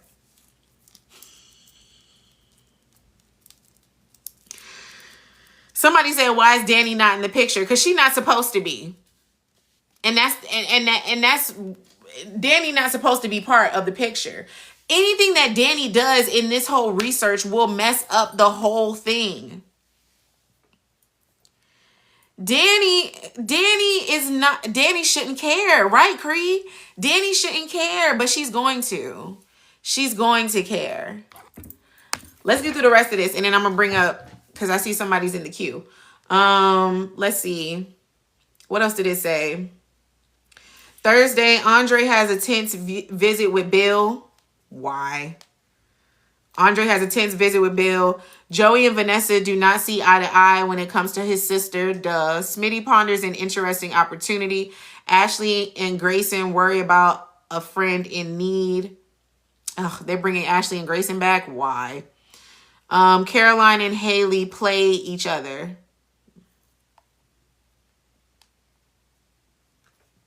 Friday, Danny is in the hot seat with Anita, Vernon, and Nicole. They gonna wait till Friday for Anita to give Danny a piece of her mind. They love dragging. Vanessa meets Noah while he's out with Deanna. Joey confronts Heather. Chelsea updates Kat. One couple reaches a new understanding. Andre is lured to a mysterious rendezvous.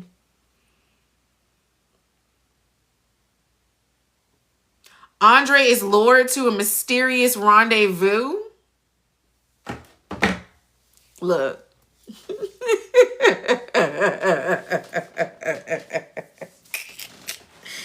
Ooh, my goodness.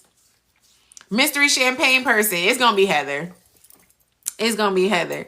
You see that look Vernon gave Danny when she said, my husband? Look.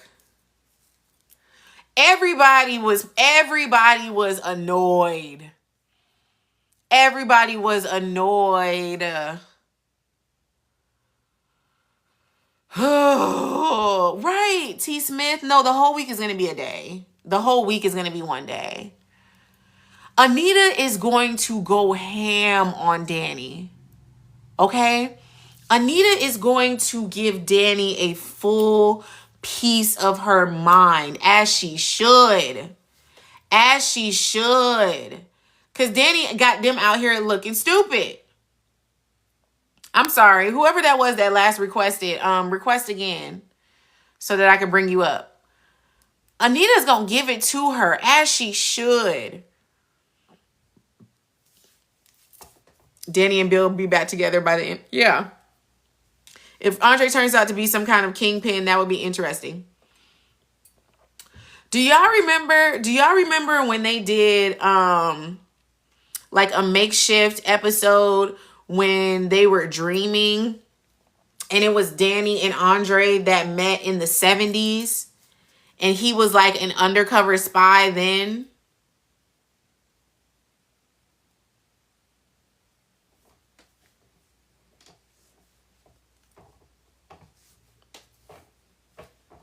All I'm saying is they don't give us that stuff for nothing.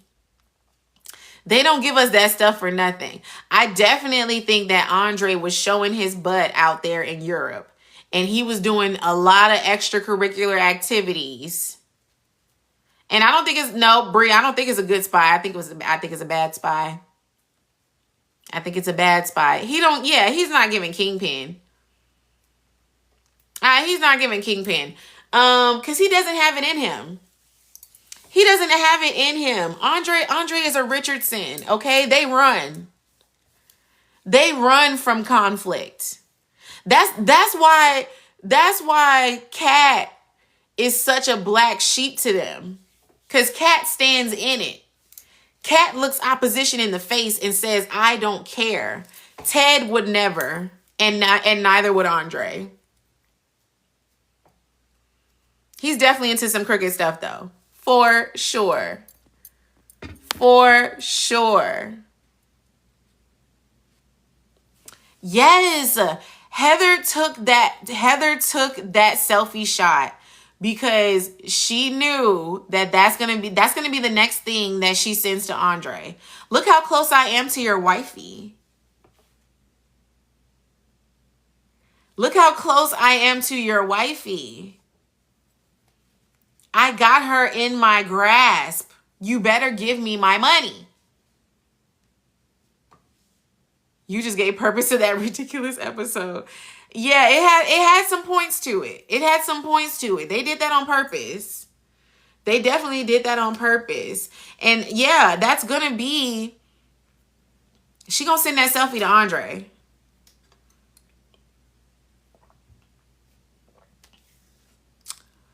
She gonna send that selfie to Andre for sure. Danny encouraged Kat to look. She did. She did. Yeah. Yeah. So whatever that relationship is, we definitely gonna find out. I definitely think that there's money involved. Because I've been saying, how rich are the Richardsons?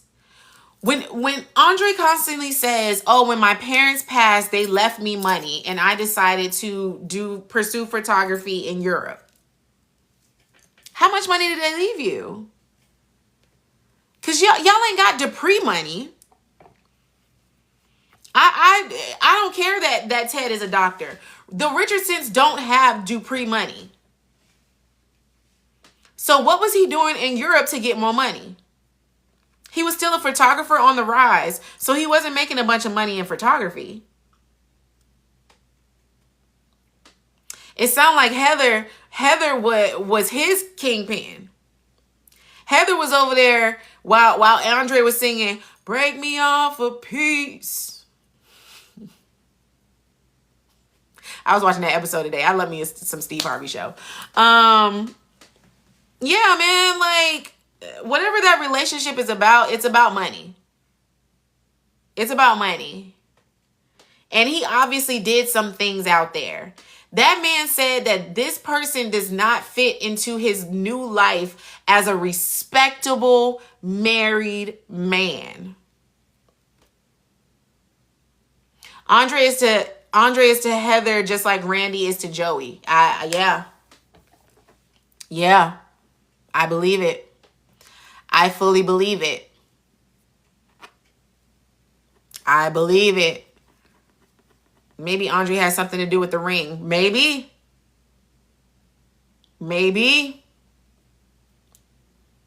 Oh, them bringing that ring back is so annoying. And you know they're going to bring it back around because Jacob is still looking for her. Jacob is not going to let go of finding the impaler. So there has to be some type of through line.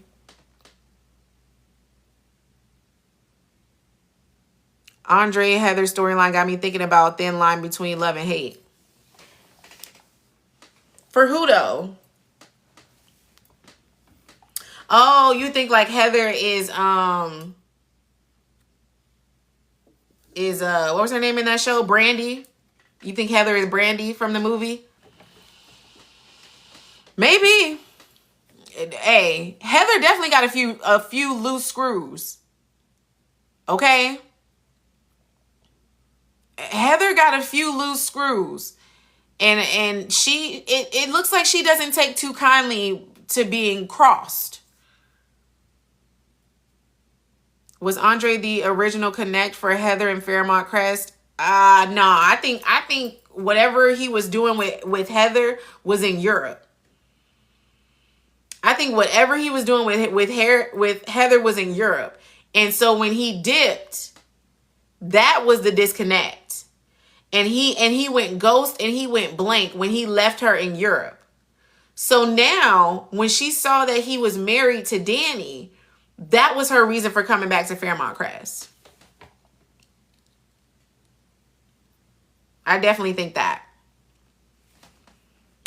I definitely think that. Oh, y'all. Yeah. Next week, they're going to drag it. And I'm annoyed with that. I am looking forward to the toe-to-toe between Tomas and Naomi. I just hope that Naomi fully stands her ground. Because it's not even about whether Naomi takes over Bill's firm or not is not the case. It's the fact of Tomas thinking that he is big enough to step to Naomi at all. If Naomi wasn't even a lawyer, she still has more of a reason to be in Bill's office than Tomas does.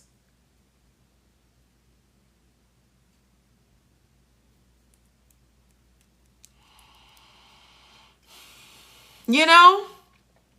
He's forgetting his place, Cree. He's starting to think that he is Bill. Dangerous. He's actually starting to believe that he can be Bill. He's really in his mind like, oh yeah, once Bill gets out the picture, I'm going to be his successor. Lest we forget, he only became associate partner because he saw Bill and Danny kissing. You've only made it this far because of blackmail, sir.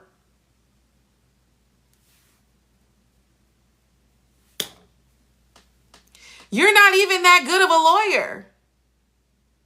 Even Caroline was like, that the other girl was supposed to get the spot.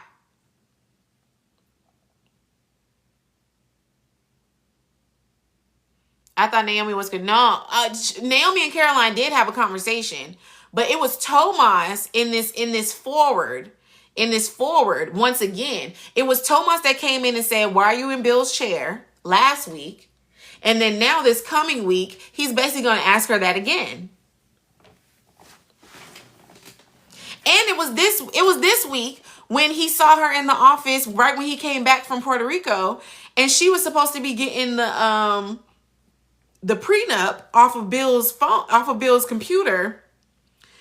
And she let that weird conversation dip her up out of the office when it was him that should have been gone. That's the thing that I can't be standing. Naomi be making me so mad sometimes. Why would you let him run you out of the office? Get what you need to get while you there. We need to see the prenup. You lost the plot, girl. Like, why are you worried about what he's saying? Who cares? Let him throw his tantrum in his office. You're in your father's office. What T.I. said on ATL? Hey, bro, this is my daddy house. Let me be clear. This is my daddy house, okay? I don't have to answer to you. I could be on his computer playing tic-tac-toe. I don't have to answer a doggone thing that you ask me. Get out. Chelsea would have checked him, absolutely. Chelsea would have checked him. Cause what are you talking about? And then you lose the plot, girl. Now we still out here without a prenup. We need to know if Haley signed the prenup and if there's an infidelity clause.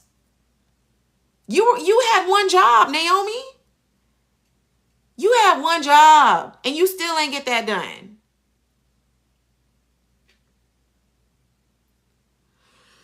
Oh, my goodness. She too scared to be Danny's child. Facts. Where you get that from? Neither Bill nor Danny are scary. That's not in either one of their description. So for her to be acting timid and scary like that, whose daughter are you?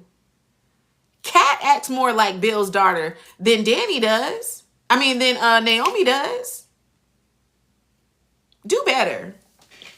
So I hope when they have their conversation this coming week, I hope that she's on her P's and Q's. Cause ain't no way. Ain't no way. She's Nicole's daughter.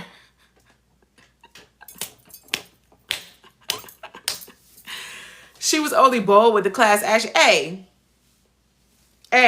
She was only bold in the suit. And even then it was only because she was saying technical terms. You know, she was in the law jargon. Anytime she has to have an actual conversation, a real conversation, she's as soft as a pillow. That's why it was so wild when Naomi, Kat, and Chelsea were talking in Naomi's living room, and here come Naomi. Oh, I'm a lawyer. That's why I'm such a good lawyer, because I can read people. I can tell when people are lying to me. Can you? Because you couldn't tell when Haley was playing you.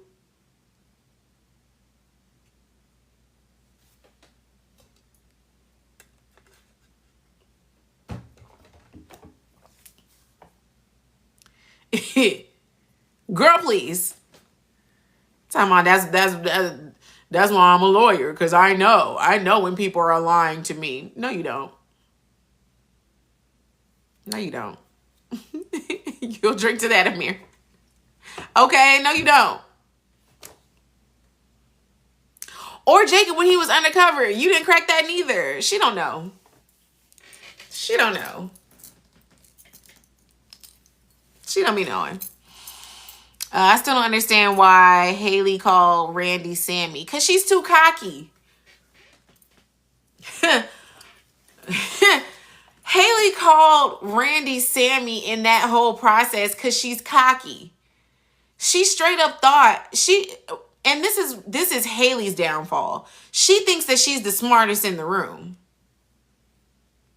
Haley thinks that she's the smartest person in the room, always. So she always thinks that whatever her scheme is going to be better. Just how she put her foot in her mouth with Smitty. When she decided to go and tell Smitty, when Smitty asked her about the whole Leah and Lynette situation, and she decided to make it seem like she was so concerned about Lynette and he should look into Leah because Lynette was scared of Leah because she thought that Leah was going to take her out for embezzling that money. Dumb. Wasn't nobody even putting you in that situation. Wasn't nobody even putting you in it. You put your own foot in your mouth there too. And that's what she did with that whole Sammy situation. That's why Randy was mad. Remember when after the whole thing he said, why did you do that? Even Randy was upset that she did that because it made no sense. It made no sense. Where's the ring? The ring's with Lynette. The ring is with Lynette. Lynette kept that ring. She told her she was going to keep the ring. Randy shouldn't trust Haley either. He don't. He's playing the game. See, Randy is smarter than we think, okay? The way that he brought up that Sid situation, he knows that Val has blinders. He knows that she has blinders and she gets cocky and she ends up putting her foot in her mouth after a while. So, yeah, that ring is his security. That ring is his security. And he's going to keep going along with it because he wants the money. He wants out just as much as she does. So if he's like, all right, cool. I'm going to make it seem like I'm on her team. And if she wins, great. I get a payout. We're done. If she doesn't, great. They don't know that I'm connected to her.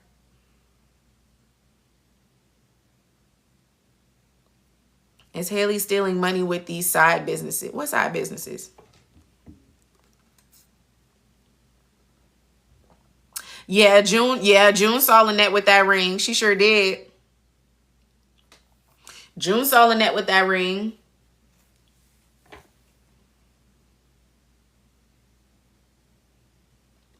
Someone needs to talk to A. June knows a lot more than people think. June knows a lot more than people think. Yeah, that call from the boutique that she ignored. Who was that? Who was that? It might have been Randy. I think she's had Randy saved under that for a while. Because I believe seeing that pop up on her phone before. That was Randy. Yeah, Randy's name has been saved under the boutique for this whole ruse. So that was Randy. June got a second job. She only at Orphe Jeans Tuesdays and Thursdays. Hey, facts, because where's she at? Where's she at? When they had that other waiter wait on Kat when she was in Orphe Jeans and was trying to, ear hustle towards whatever was going on with Randy and Mona, I was like, who is this lady? Where is June? Where is June? They don't be giving my girl enough screen time. We need June. I read it. Someone put that in the comments about her working Tuesdays and Thursdays. I think it makes sense because she ain't never there no more. She taking her tip certification. Yeah. The actor is very busy. The actor that plays June is very busy. She's working. And I love that for her because she's always been a great actor. When she was in Star, I loved her. She's been in a lot. She's a good actor for sure.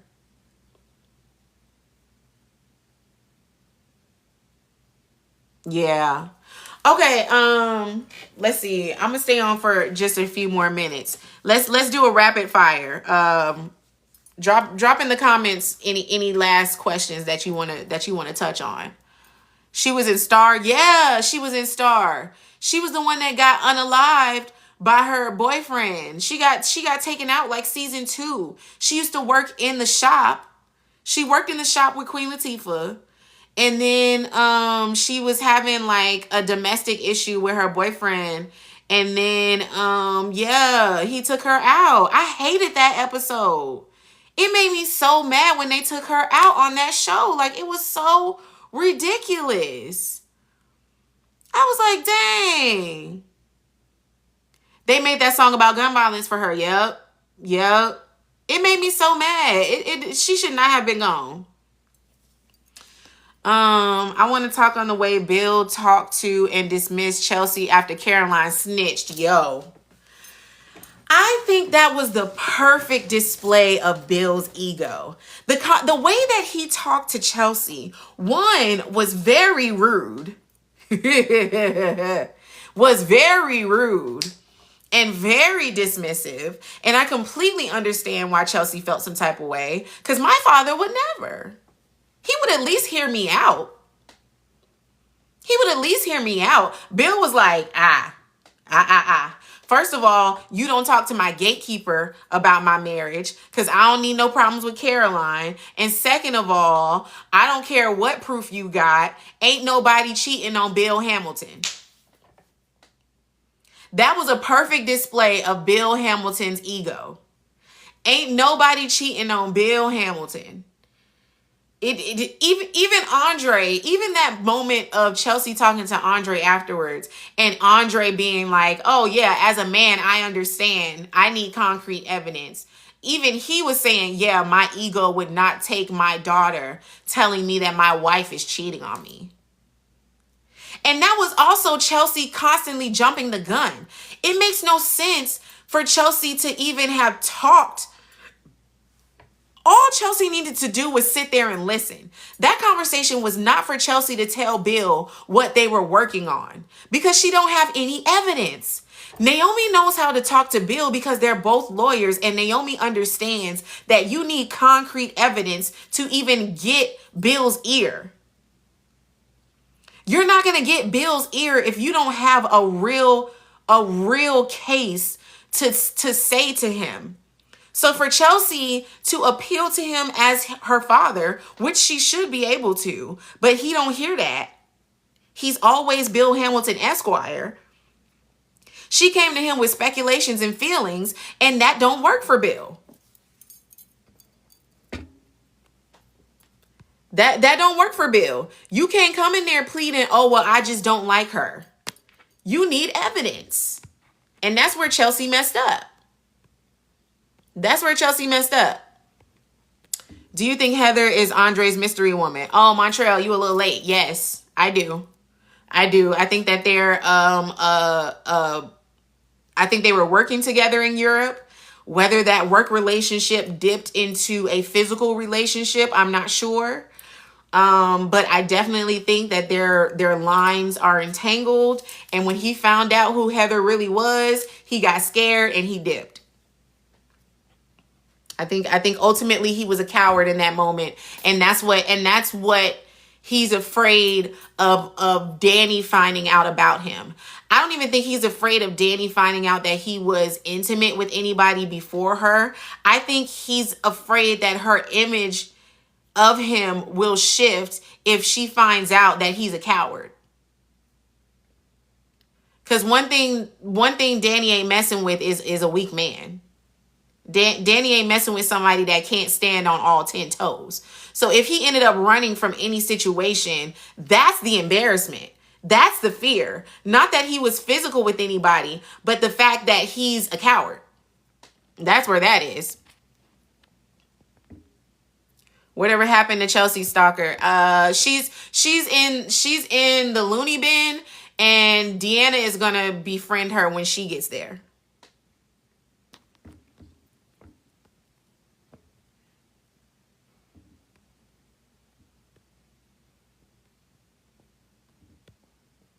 Yeah.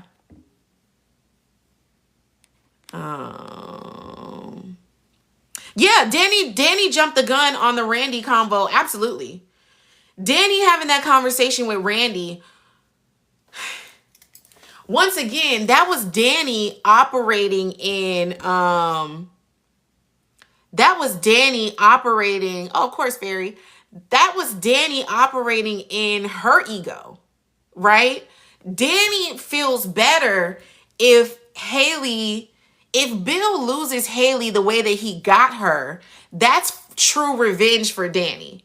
So Danny desperately wants Haley to be cheating on Bill because then it would make sense and it would be real karma. That's all she wants. So, Danny and Chelsea are two sides of the same coin. They both jumped the gun based off of emotion instead of having real facts and a real conversation. That's why Randy was able to dodge the conversation the way that he did, because she had nothing. She was fully going off of speculation. Oh, I see y'all. I just want to let you know that I'm on your side. Wink, wink. Girl, please. Did I see your question, Amir? Let me go back. Do you think Haley is going to complete the takeout of Bill? No.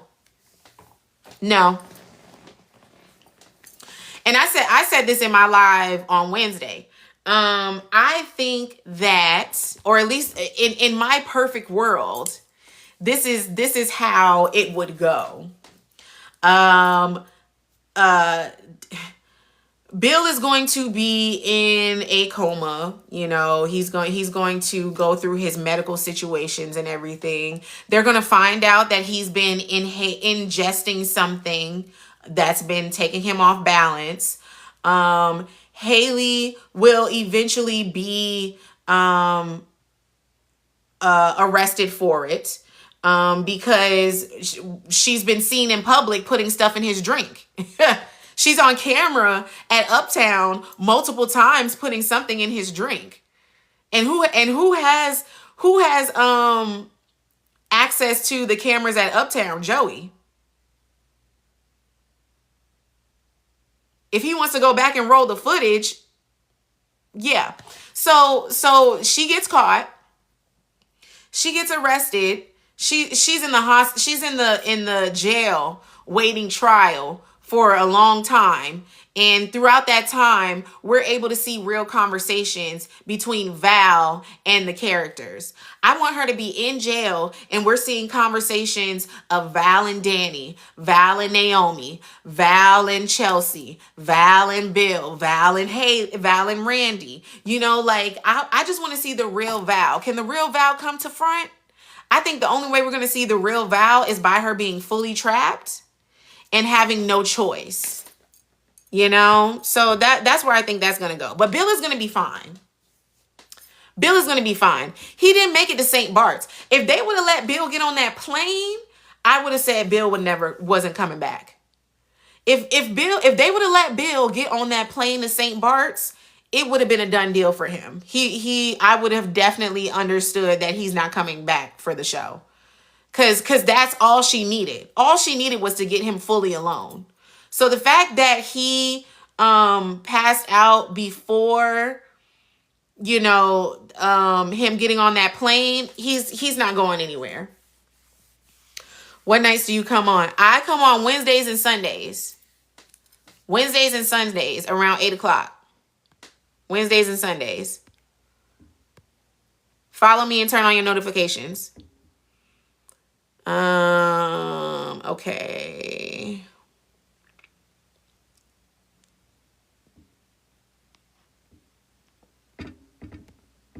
Did I miss one? If I missed your question, let me know. I'm trying to scroll up. Now Ashley's boyfriend works at the bar too. Absolutely. Ashley, yeah, Grayson works at the bar. And Jacob has Grayson in his grasp. Because remember, he's the one that got Grayson pardoned from the whole blood plasma ring situation. So if he calls on Grayson to even have any type of conversation or insight about Haley that's been at Uptown, bam. Bam.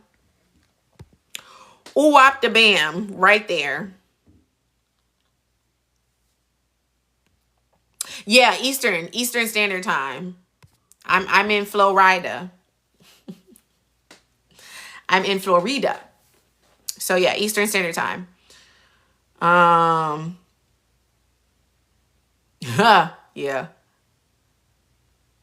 Yeah. Grayson is on Jacob's list. Oh, you in Cali? I need to come visit you, Joe. I love Cali. Yeah, so y'all are what, 3 hours behind us? Yeah. So all of my stuff is Eastern Standard Time. I want to know what makes Elon a dirty cop. You really want to know?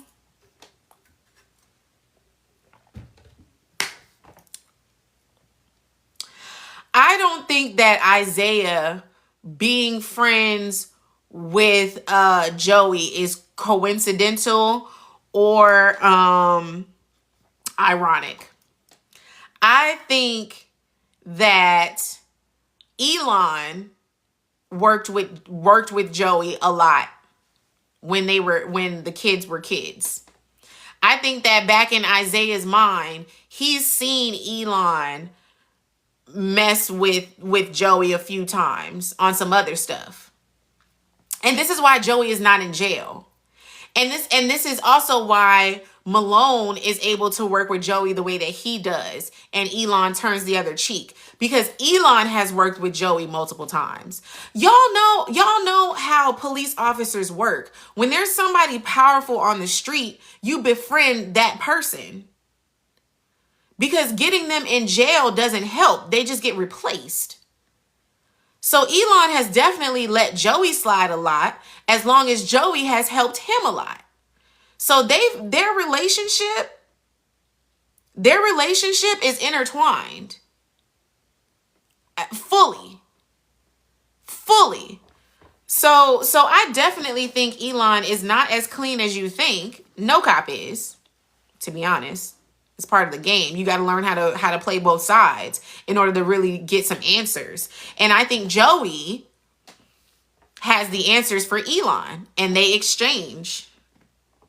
They're in the exchanging business. You know? I scratch your back, you scratch mine. You keep me out of jail, I help you put other people in jail. You need somebody gone, I know where to bury them. I think they have a long-standing work relationship. Okay.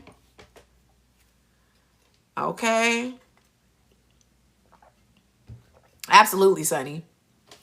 Absolutely.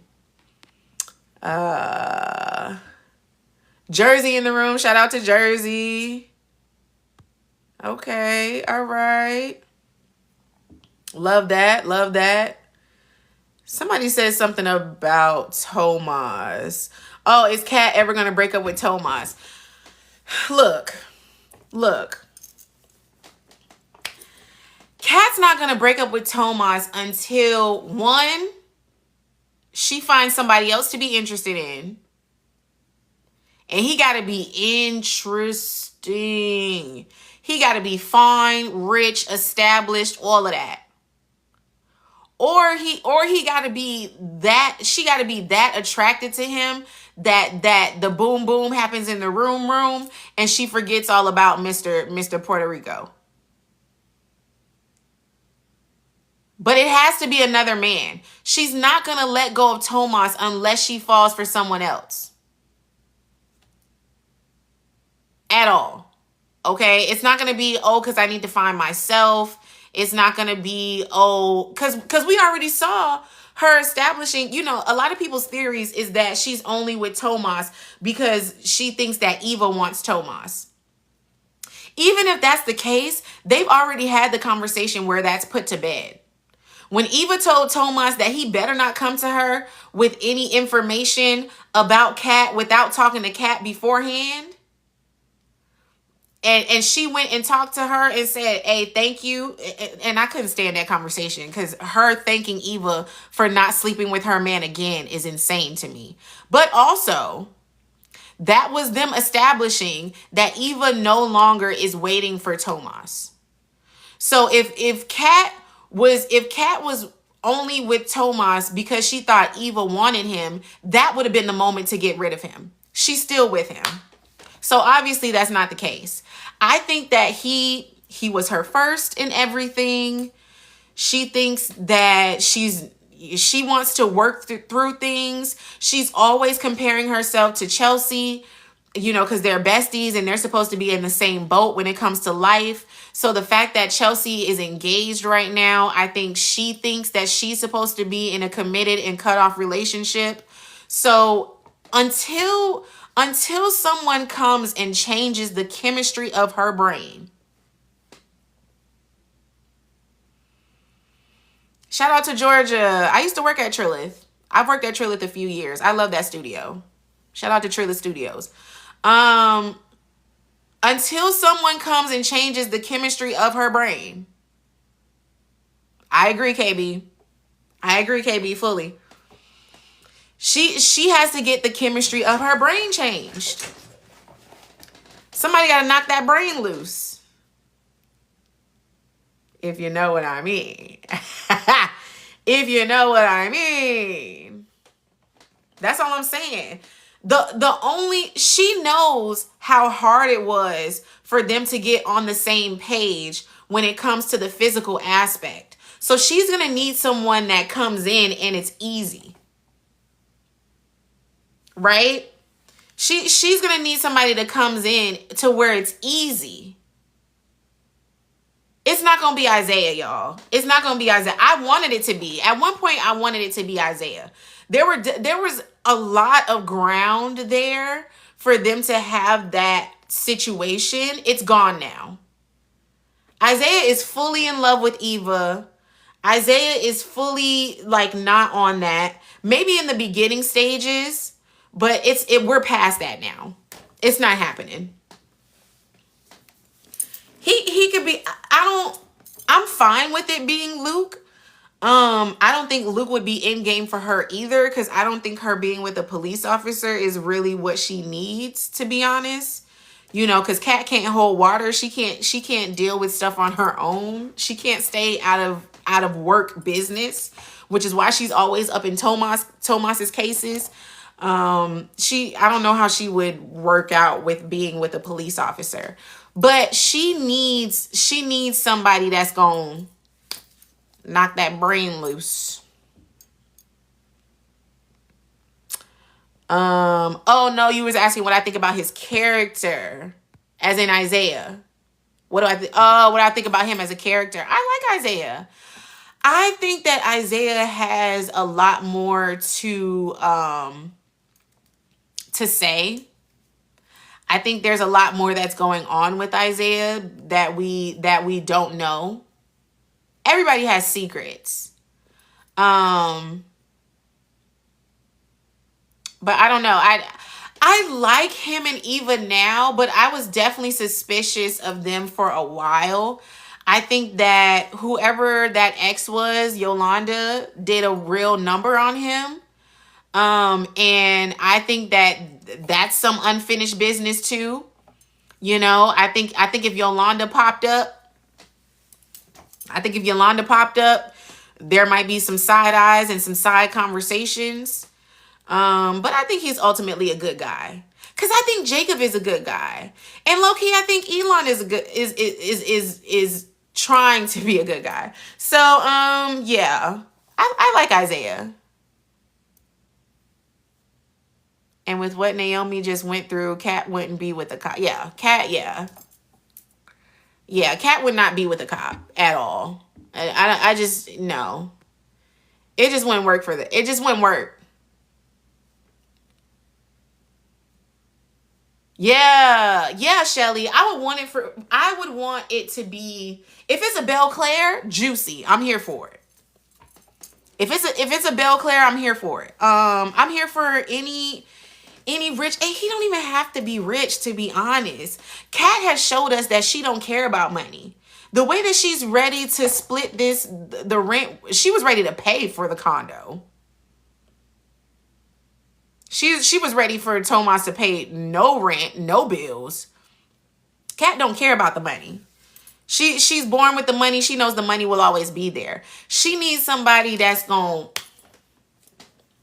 like the theologian Jill Scott said, if you can't tell me what to do, you can't tell me what to do. But if you could tell me what to do, then you can tell me what to do. And Kat needs a man that can tell her what to do. That's all I'm saying. That's all I'm saying. She need a man. Okay?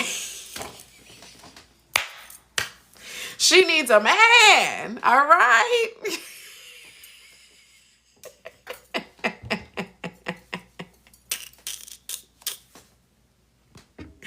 Oh my goodness.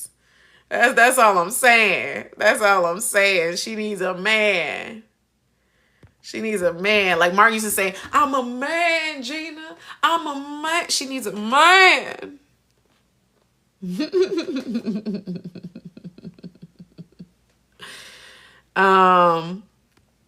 No, and I don't want that. Let me tell you, Charlie.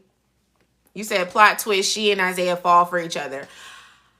I don't want her near Isaiah at all. They have already villainized Kat to the 10th degree when it comes to Eva. Oh my goodness. If she takes Isaiah from her, the floodgates will open on the hate Kat train. Okay?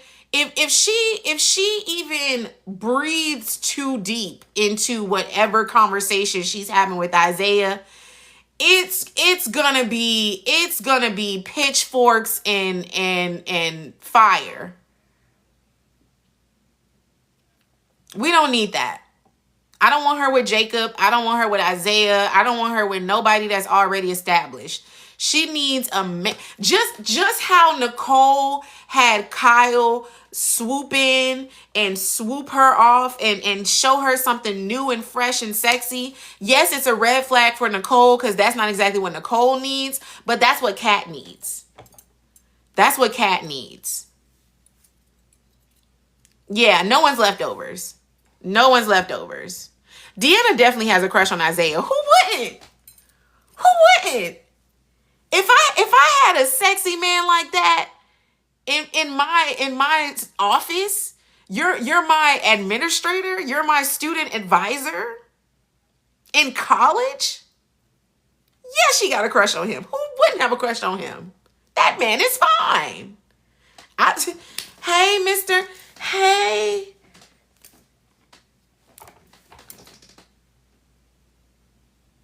What? Yes, I need help. Yes, I need help. I need all the help that you got for me, sir. Mr. Hawthorne. You know how I'm binge watching the Jamie Foxx show again. You remember when the cleaner was messing with Braxton and she hit him with the Mr. Hartnebrig?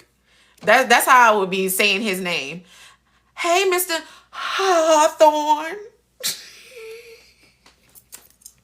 Can I sit in your office today, Mr. It's been a tough day, Mr. Hawthorne. Can you help me? I do miss my father. Can we have a conversation, Mr. Hawthorne?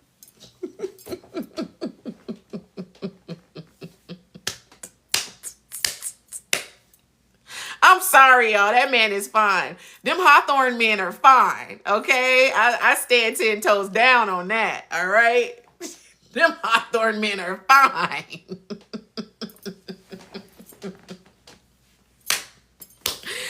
Whoo! Oh, my goodness. Yeah, Kat needs a man. Yeah, be like, hey, Mr. Postman, right? Hey, Mr. Postman. What about Kyle, Son, and Kat? No, he's too soft. He's too soft. Noah's too soft. Okay. Kat will run circles around Noah. Because Kat is also very smart. Right? Like, Kat is quick-witted. She's quick-witted. You know? Like, she needs somebody that's gonna go back and forth with her. You got to be quick. He ain't that quick. Okay, and give her some chocolate. She need a chocolate. She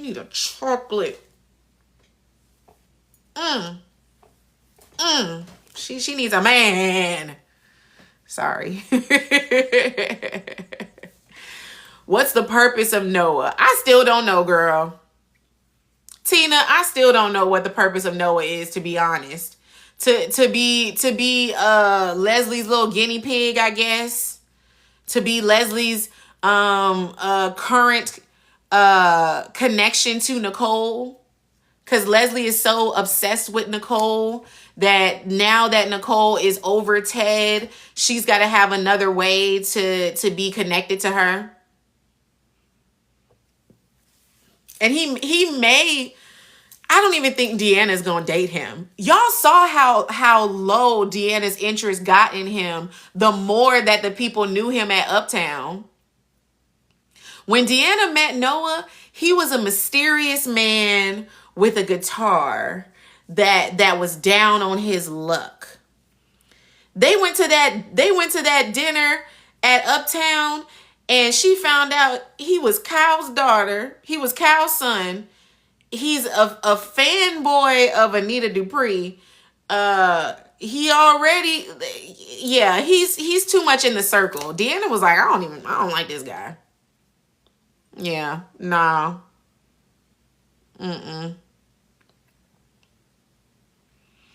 Let's talk about Leslie's obsession with Nicole. It's diabolical. It's diabolical. I think, You remember when Leslie was playing in her Palace of Wigs and she decided to dress up as Nicole fully one day?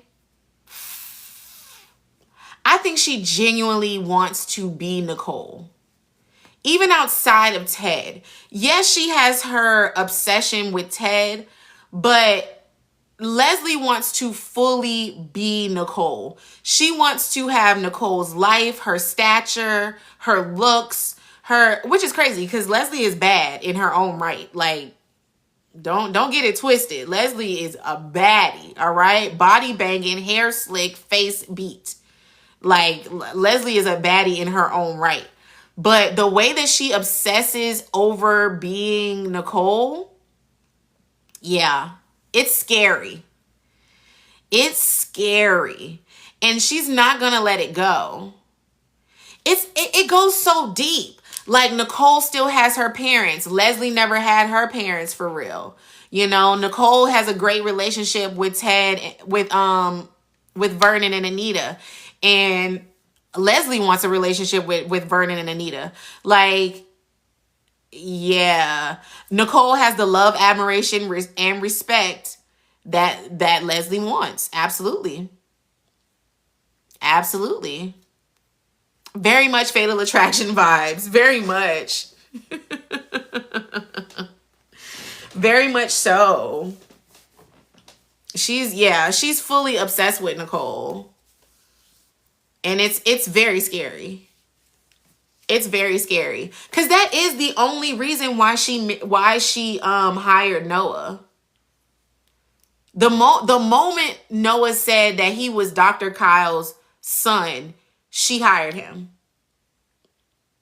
And she tried to, so Dr. Kyle has connections with the Duprees and you are part of the fundraising for the clinic. So this is, you only hired that man because you knew that you would have an insight on what's going on in Nicole's bed. Even the way that she attacked Carlton verbally when she saw Nicole and Carlton in the front room of the club at the country club, when she went up and implied that Noah is staying at Kyle's spot because Kyle is staying with Nicole and all of that, like, that was so unnecessary. But she's obsessed with Nicole. It's scary. It's actually scary.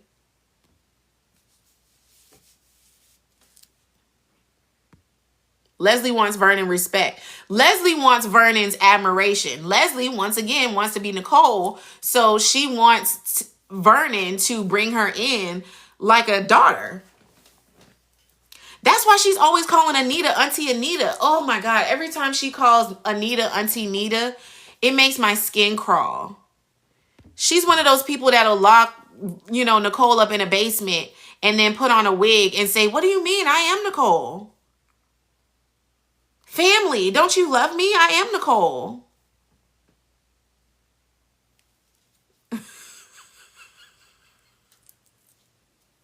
Vernon can't stand her. She's not Vernon's daughter. She is Dante Green's daughter. I've been barking Dante Green since we found out about Barbara. She is Dante Green's daughter, and that man gonna show up for his money when they start playing around with them original Barbara vocals. When they start recording that album with Barbara's original vocals, he's gonna show up and say, I have the right to Barbara's vocals, so you owe me money. And in that process, Leslie's gonna find out that he's in town, and it's gonna be, oh my God, you're my dad. Hopefully we get a real DNA test though. Cause they quick to claim family before they swab somebody's cheek. Okay, I want a real DNA test. I wonder when this generational curse will end. Barbara versus Anita, Leslie versus Nicole, Kat versus Eva. It's a good plot. It's a good plot. I don't think it will end. I don't think it will end. Yeah. Dante gonna come for that money. Dante's gonna come for that money because he don't have money. I always talk about this when I talk about Dante. Dante got left behind. Almost worse than Barbara. Because at least Barbara got left behind like right when they were about to get big. Dante was their manager even through them getting big. And then they dropped him right before Anita went solo. So he doesn't have any money right now. He's probably somewhere in the DMV drinking his life away. Not even in the DMV. He's probably in Chicago because that's where the Articulates are from. He's in Chicago somewhere. So when he finds out that they're going to be using Barbara's real vocals, her OG vocals, he's going to pop up to get his check. He's going to pop up to get his check. Absolutely. Absolutely. Yeah, Leslie's going to be all over it, Karen. Leslie is going to be all over that album. She's going to fast track her shouts being built so that they are forced to record some of it in her shouts. She's going to find a way to force the Articulates to use her shouts to record the album. Did they ever get a real DNA test on Leslie before she got Barbara's money? No. No, they did not.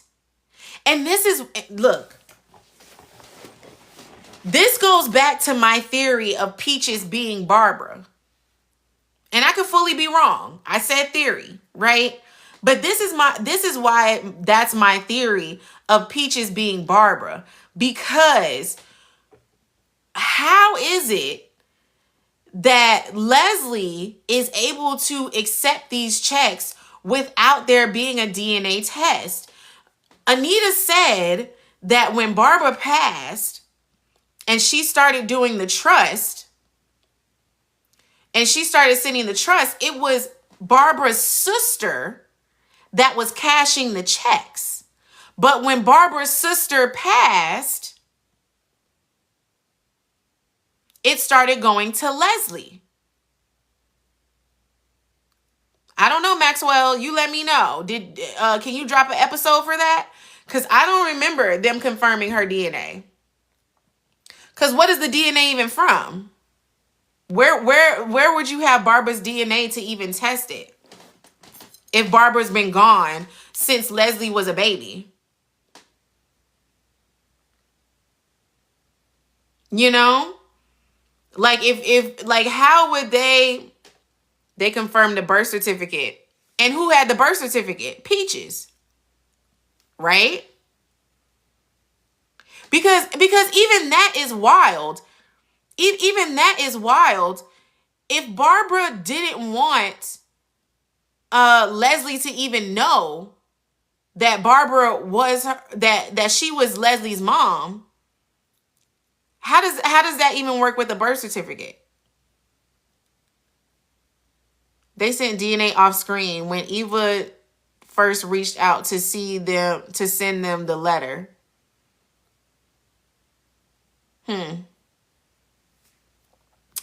Didn't Peaches bring the brush too? Oh, you're reminding me, Maxwell. They did the DNA from the brush that Peaches brought. Oh, see? Yes. Peaches brought a brush and there was a DNA. Okay, fine. But who said that's not her brush? Why would she keep that? Why would she keep a brush of Barbara's hair? I don't know. I think Peaches is Barbara. I think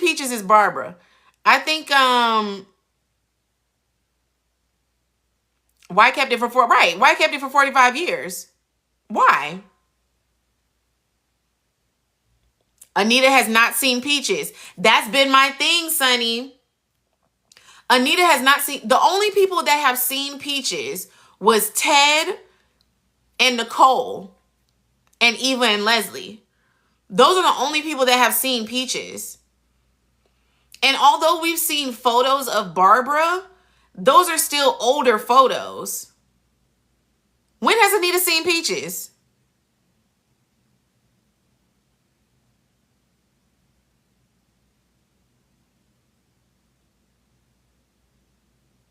I don't remember Anita talking to Peaches. I remember Nicole talking to Peaches when Leslie was scared that she was going to when Leslie was afraid that Peaches was going to give up when she was really sick. She asked Nicole to talk to Peaches because Nicole is a therapist, and she didn't want Peaches to give up. Remember, Leslie almost threw the junk mail in the trash before Eva convinced her not to. Yeah. Yeah. Anita never saw Peaches. Yeah. Anita never saw Peaches. No. Yeah. I'm standing on that. Anita never saw Peaches. Ted saw Peaches at Uptown when she was there to have a drink. And then Nicole saw Peaches when Leslie asked her to talk to her. Anita had a surgery or something and was well, but not great. Leslie caught her in the waiting area. That's Anita and Leslie. That's not Anita and Peaches. And see, y'all got to be careful. Cause there's a lot of AI and a lot of story changing on social media. If you didn't see it happen in an episode, it didn't happen.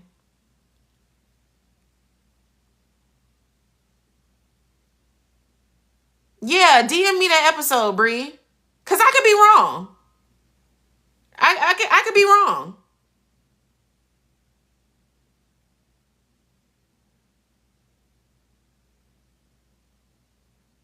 Yeah, I don't remember them being together. I don't remember them meeting each other. Now, if Anita saw Peaches, then no, she's not Barbara. If Anita saw Peaches, no, she's not Barbara.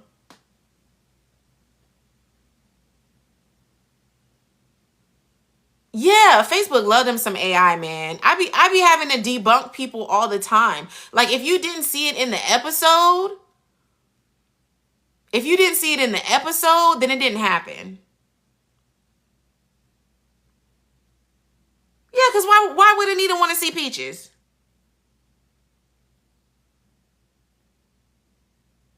Right. We would have definitely seen a conversation because um there would have been a full conversation. Peach's whole story is the fact that she raised Leslie because Barbara didn't want to have any kids. And Barbara unalived herself shortly after giving birth to Leslie. So if Anita met Peaches, that would have been a whole moment. They would have had a whole conversation at the very least. Yeah, Fairy, I can't do the groups. I can't do the Facebook groups. I can't do the Facebook groups. On TikTok, we're a lot more thorough and we're a lot more honest on the conversation. On TikTok, it's really just like, hey, this is what happened. Let's talk about it. And the same thing on YouTube. But Facebook and even some of Instagram, the AI is crazy. The AI is crazy. Yeah, if they exactly, they would have met Peaches beforehand. Peaches makes it seems like her and Barbara were the best of friends. Literally the best of friends. So if that's the case, the Articulates would have seen her at some point. Even if it was just Tracy and Sharon and not Anita. And that's the thing. Tracy and Sharon haven't even met Leslie yet. Right? Like they still haven't even had a conversation with Leslie. So when it comes to Peaches, there's still too many questions there. There's still a lot of questions there. And my whole thing is Barbara is not dead. I don't think that Barbara is gone. I think that Barbara doesn't want to be found. But I don't think Barbara is gone. We don't know Peach's real name. Farrah. Yeah, how they don't know her? She was such a good friend to Barbara. We don't know Peach's real name. What if Dante threatened Barbara once she told him about Leslie? She faked her death and raised yeah. I would think so. I would think so. Why did Effie not tell what's his name? Curtis. Why did Effie not tell Curtis about the baby? That's why Barbara ain't tell that's why Barbara ain't tell. Curtis was supposed to love me. Yeah. Yeah, I could definitely see that being Barbara's situation. And what happened to Effie? She almost went crazy. Which is basically what they say happened to Barbara, right? Like she was so filled with anger and resentment that she didn't want the child, and she also didn't want to live at all. But the best revenge is living. The best revenge is life. So maybe she really did fake her unaliving and do that. If Barbara is alive, what happens to the trust? The money goes to her. Ooh, we just found a way for Leslie to lose the trust fund. We did it, guys. We found a way to take the money away from Leslie. That would be amazing. That would be amazing. Cause that would deflate the whole Leslie train if she lost the money. So if Barbara is alive, the money goes back to Barbara. And we're done. Mic drop. No shouts. Yay.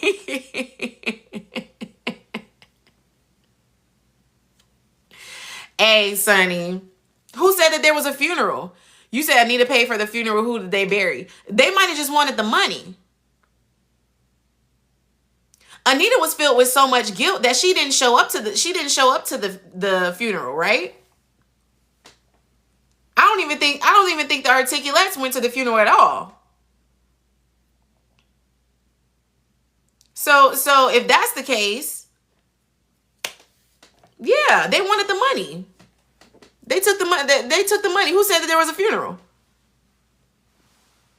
No, Michelle, someone was saying that Anita paid for the funeral, but that don't mean that money went to a funeral. She probably just wrote a check. Just how she opened a whole trust fund and didn't care who was cashing the checks. Because for her, she just needed to soothe her mind and her guilt of the whole Barbara situation. That's why she wasn't even thinking of who was cashing the checks. She just made sure that the checks was going.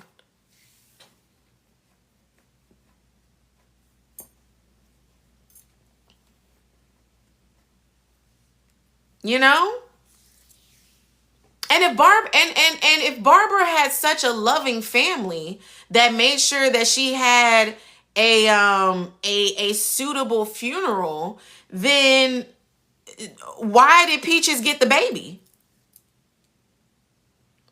If Barbara had such an amazing family that made sure that she was taken care of, then someone in the family should have raised Leslie, not her best friend that no one knew about. How was she able to just give up the baby so quickly?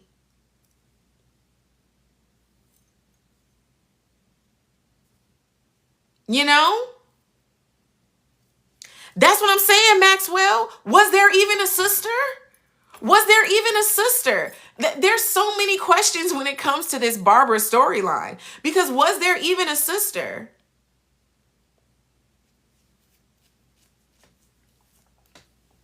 I don't think that they know about Leslie at all. No transfer of custody paperwork. No. Where are the adoption records? No. Nothing. Peaches told Leslie that that Barbara birthed the baby. She told Peaches to come get the baby from the hospital, and that was that.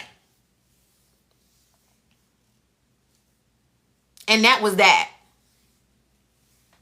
That's literally, once again with the background checks. We don't know. We don't know. I don't know who Leslie real parents are. I mean, in the 60s, you could. That's fair.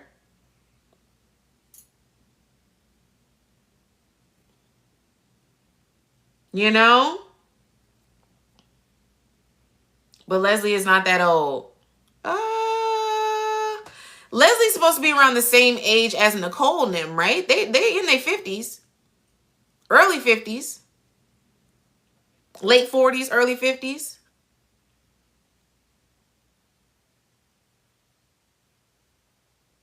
Vernon messed around with Barbara and is Leslie's father. The only reason why that's a no is because when Vernon met Anita, the articulates were already big, which means Barbara was already out of the picture. Vernon could not have slept with Barbara because Barbara was not in the picture when he met the articulates. When he met the articulates, they were already famous. Barbara never got to that point. So there's no way that he could have been with Barbara. He never met Barbara.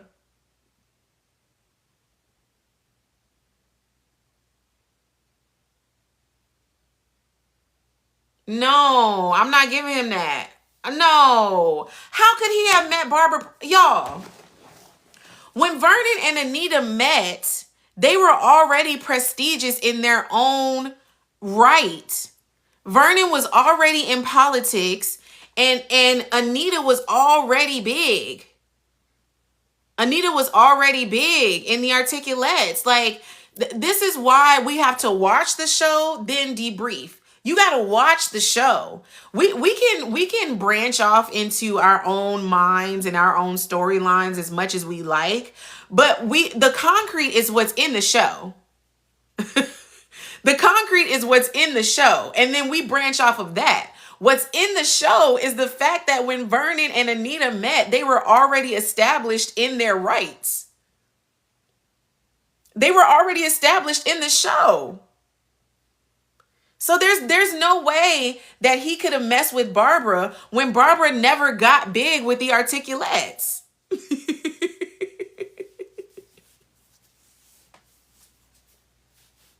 Now I'll give it to you. Y'all want to go down that road? Let's go down that road. It's 11:20. We're already here. Let's go down that road.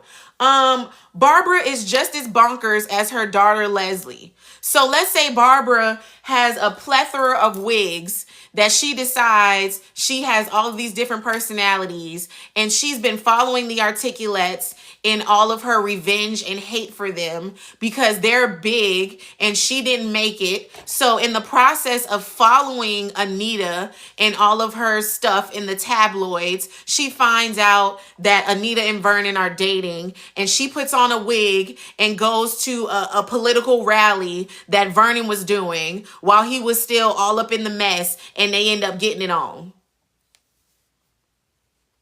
And that's how she gets pregnant with Leslie. There. I just gave you a weigh in. Since it's so needed.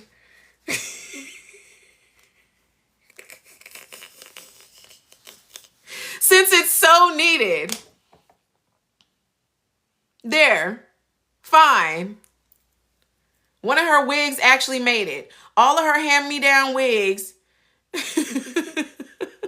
all of her hand-me-down wigs is how she got into Vernon's good graces. Y'all love reaching for the stars, man. Reaching for the stars. I'm not going with that. I'm not going with that. Leslie inherited Barbara's wigs. That's what I'm saying. Y'all play too much. Y'all play too much. Oh my gosh. I cannot with y'all. Since y'all itching to make Vernon Leslie's daddy, then here it is. Eva gonna get him too. She gonna get them wigs. She is. Yeah, I'm gonna let y'all have it. I'm gonna let y'all have it. I don't think that Vernon is. I think that Vernon is an amazing husband and father now. Okay. I think he's an amazing husband and father now, but I do believe that Vernon had a past. I do believe that Vernon has a past. He was definitely dipping and dabbling in some stuff outside of all of that. I definitely think that he's had his background in his life. I do think, I don't know, maybe he wasn't faithful to Anita when they were going city to city trying to figure out how to create a relationship. Do I think that he impregnated somebody in the process of dating Anita? No. No, I do not. But you wanted to weigh in, so there you got it.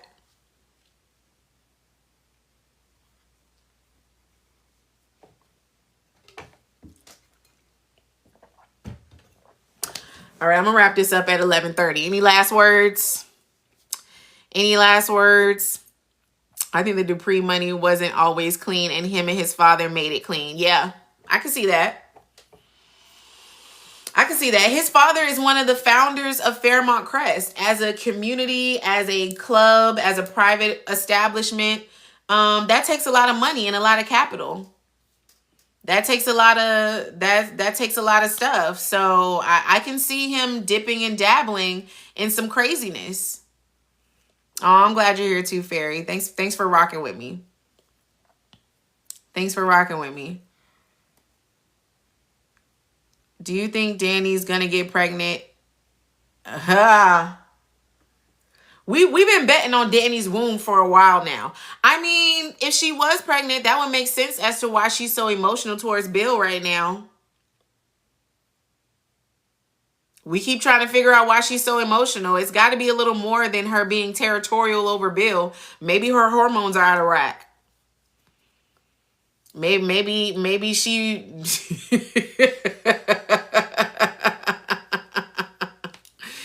Yeah, Danny is coming up on her early 50s, so I don't know. Maybe she got a little bun in the oven and it's not there yet. I don't know. If so, we gonna be playing Who's the Baby Daddy for at least 6 months. For at least 6 months.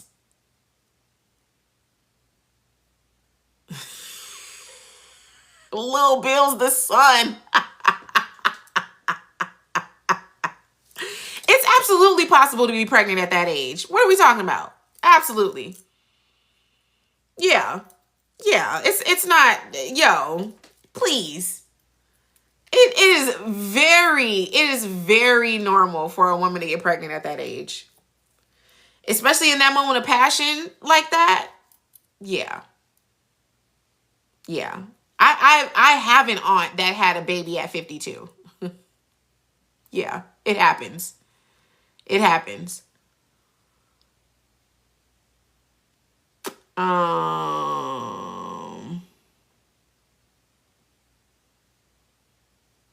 Yeah, Danny is supposed to be late 40s, early 50s. Because, Naomi hasn't hit 30 yet. Remember when she was talking to Dr. Monica and she said that she's in the range of 25 to 29. So Naomi isn't 30 yet. And y'all, we could play the age game all day. All right. At this point, I need a family tree with everybody's age on it from production specifically.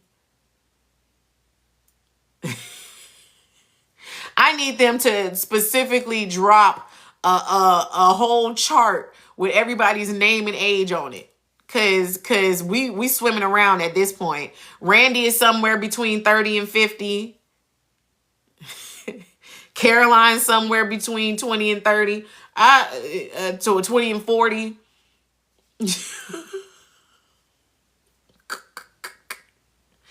No, Joe.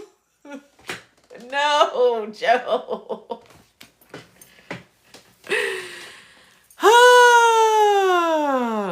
Yeah, soaps don't do ages.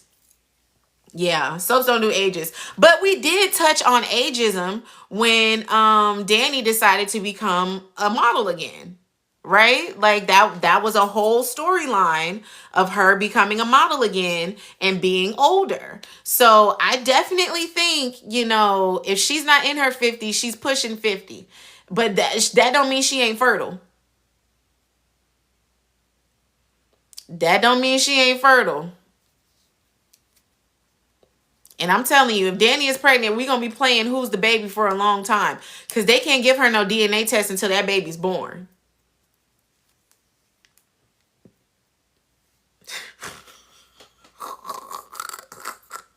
No, seriously, I hate the storyline with Doug and Randy.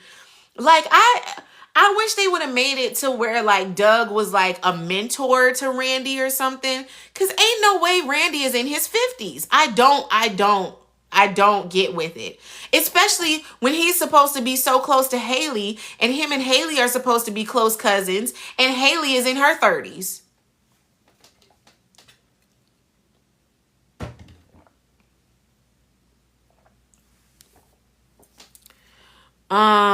Yeah, well, I don't think they will do a DNA. A DNA test is very dangerous while the woman is still pregnant. And with Danny being older in her pregnancy, I can see them saying they don't want to give her a DNA test until the baby is born because it's too risky. Because you do know what they do. When they, and I don't know if TikTok might flag me for this.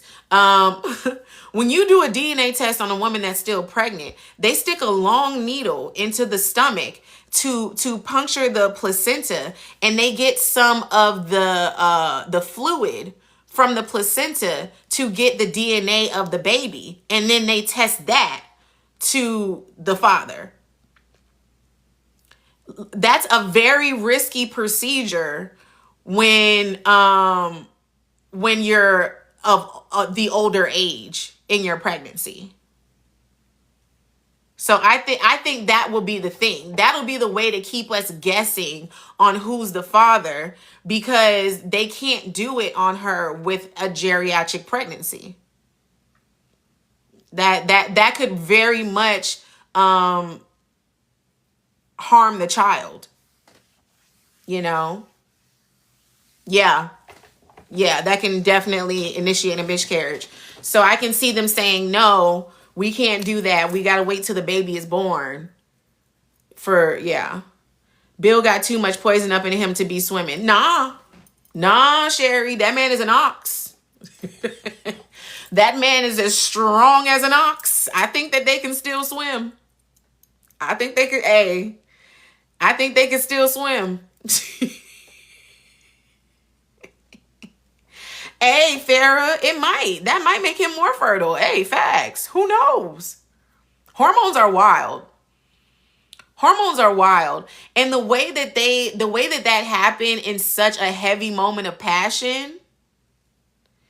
And wouldn't she be showing science? It's been weeks now since the elevator. It's only been weeks. No, she wouldn't be showing. With the physique that Danny has, she probably wouldn't be showing until 5-6 months. Yeah, nah, we got time. It hasn't been months since the elevator. It's been weeks. Yeah, we got time.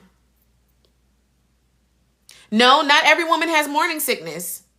Not every woman has, you're talking about our time, Maxwell. We just watched a week of one day. Just because the tornado was months ago for us, that don't mean it's a month for them. It hasn't been months for them. This is soap time. For them, we could have a whole week and it was just a day. This past week, it was literally just like 2 days, if that. Here we go. When Isaiah brought it up with Andre and Ted, when they were talking in the club, and Isaiah was supposed to be having that meeting with Vernon, he said, I'm still shook from a couple weeks ago. It's only been a couple weeks. So if Danny got pregnant in that elevator, she would be no more than 6 weeks, 7 weeks. She definitely wouldn't be showing. Look at that. My light that gave up. It's about time to go. She wouldn't be showing. So if Danny is still pregnant, if Danny is pregnant, we're not gonna know till about Christmas. I'm calling it right now. If Danny is pregnant, she gonna start getting sick around Christmas time.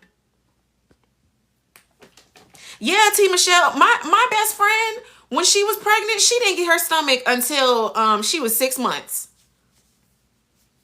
She was still wearing her jeans. She didn't know that she was pregnant until she was 4 months in, and then she didn't get a pregnancy body until she was 6 months.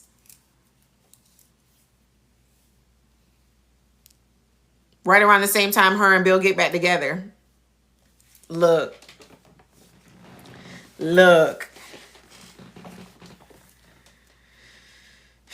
Yeah, man. Women's bodies are interesting, you know? So it's definitely... Tyler Perry did a whole season of Have and Have Nots. That was literally one day. Yeah. Y'all never watched the show 24? Y'all ever watched the show 24? The show was an hour long, but it was literally 24 hours in the show. And it used to be a countdown. I used to love that show. It was such a good show. But yeah, as a soap opera, check the clothes. If you're ever wondering if we're in the same episode, check the characters' clothes. 9 times out of 10, they haven't changed.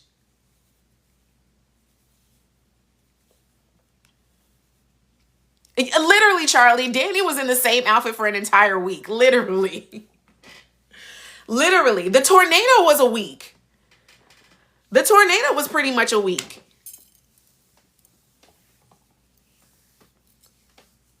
Yeah. Yeah. Like, yeah. Yeah. Yeah. If you watch Young and the Restless, they'd be on the same day for a week and a half. Yeah. If Haley isn't arrested, Danny gives Bill a boy, he would discard Haley and see her as useless. Absolutely. Absolutely. If Danny births Bill's boy, it's a done deal. Does that mean that he'll never cheat again? No. No. He's a cheater. Bill is a cheater at heart. Okay? It comes from his core. It's his ego. His ego can't fathom that only one woman wants him. Danny's gonna have to accept that cheating. Yeah, she already did. She already did. That's why Haley gets under her skin. Because she's already accepted that Bill wasn't going to be faithful, but he was never supposed to replace her. He was never supposed to replace her. All right, y'all. It's 11:35. I'm going to go ahead and wrap it up. Tomorrow's Monday. I appreciate y'all working with me. If you're still in the comments and you don't follow me right now. If you only follow me here, go subscribe to me on YouTube. Click the link in my bio. Subscribe to me. I really appreciate talking to y'all every time. It's always a great time. Y'all get ready for this week. Make sure you're watching the show in real time so we keep those numbers up. And y'all have a great night. I appreciate y'all.